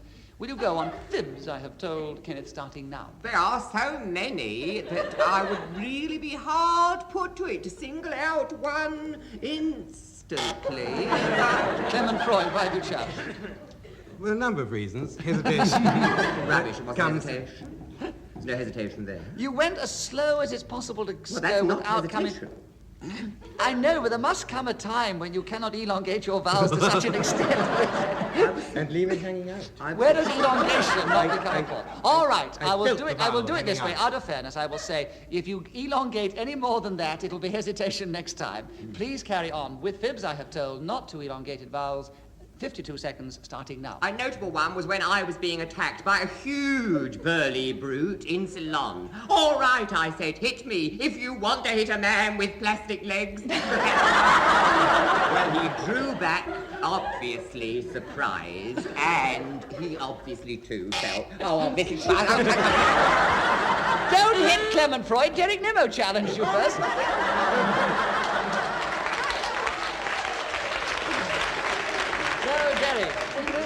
Yes, a repetition of obviously. Derek, you take over the subject of fibs, I have told, but there are 34 seconds left starting now. I once told a fisherman in Norfolk that I was the Duke of Somerset. This surprised him, and he took me out for a long sail in his ship. And I got onto the boat, and the most extraordinary thing happened. The wind blew up. Kenneth Williams, why have you challenged? Deviation. He's began with a ship, and it's now become a boat. Well, you can't repeat it. What was that? You can't repeat the thing. No, you can't repeat it. And after all, it could have been a vessel. For a ship to then become you'll a say, boat. why is his ship became a vessel? Sometimes, you know, sometimes real seagoing people do refer to their ships as boats, and I've heard them even talk about the Queen Elizabeth as a boat. So this is shipping parlance, and I I thought think it was a very good challenge of Kenneth. I know you did, because you're on his side, and No, you're only no, 1 no. point. You're equal with Derek Nimmo, so it's a nothing to do with- needle match, nothing to do and it's with very that difficult to judge, especially when you try to brown me. Derek, I'm with you. You gain a point, and there are 19 seconds left for fibs, I have told, starting now. Going to a greengrocer's in Halifax, I said, are those peas? And the man said, why do you say that when you see quite obviously they're beans? I said, I want to tell you a fib. He said, why? Now, I said, it's curious that you should ask me this, because as I was wandering along the street round the corner 2 but 4 from the left, I thought, why can't I go?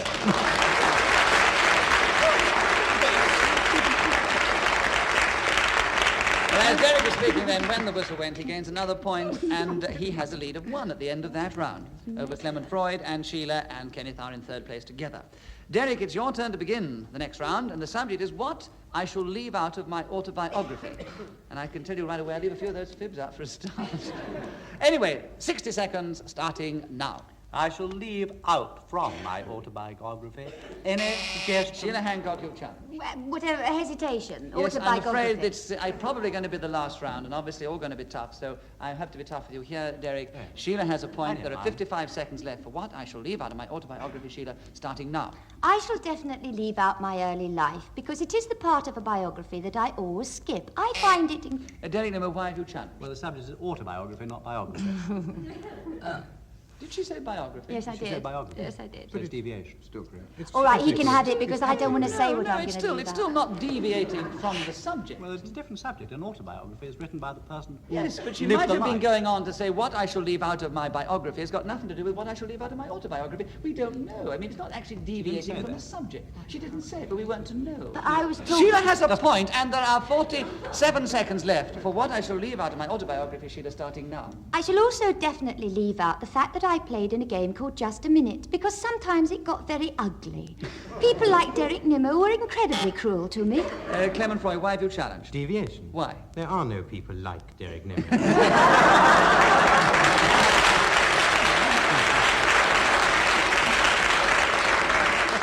I'm sure in this world there's some charming, there's some delightful people, there's some intelligent people. They may not all have it in the same package as Derek Nimmo, but there must be some people like Derek Nimmo. So Sheila has another point, and she continues with what I shall leave out of my autobiography.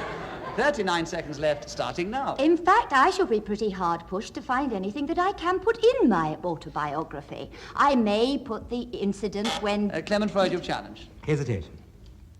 Yes, she did actually hesitate, and I was tough before, so I'll have to be tough again, Sheila. I'm sorry. 17 seconds for what I shall leave out of my autobiography, starting now. I shall not mention Londonderry and all the... Derek Nimmo, you've challenged. Hesitation. Hesitation, I agree. 12 seconds left, starting now. I shall leave out of my autobiography the time that I spent in a monastery in Cyprus, because there I found out all sorts of extraordinary things about the sacred mushroom. There they were.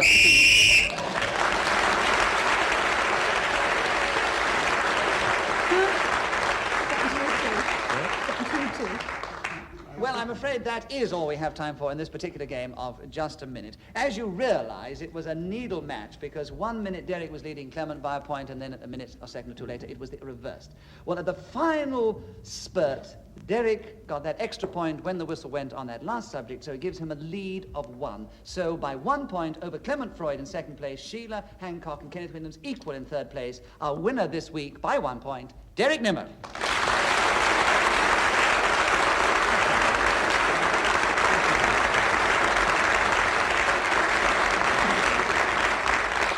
I would say it was almost a moral draw because they were so neck and neck. Anyway, we do hope you've enjoyed this particular edition of Just a Minute, and from all of us here, goodbye.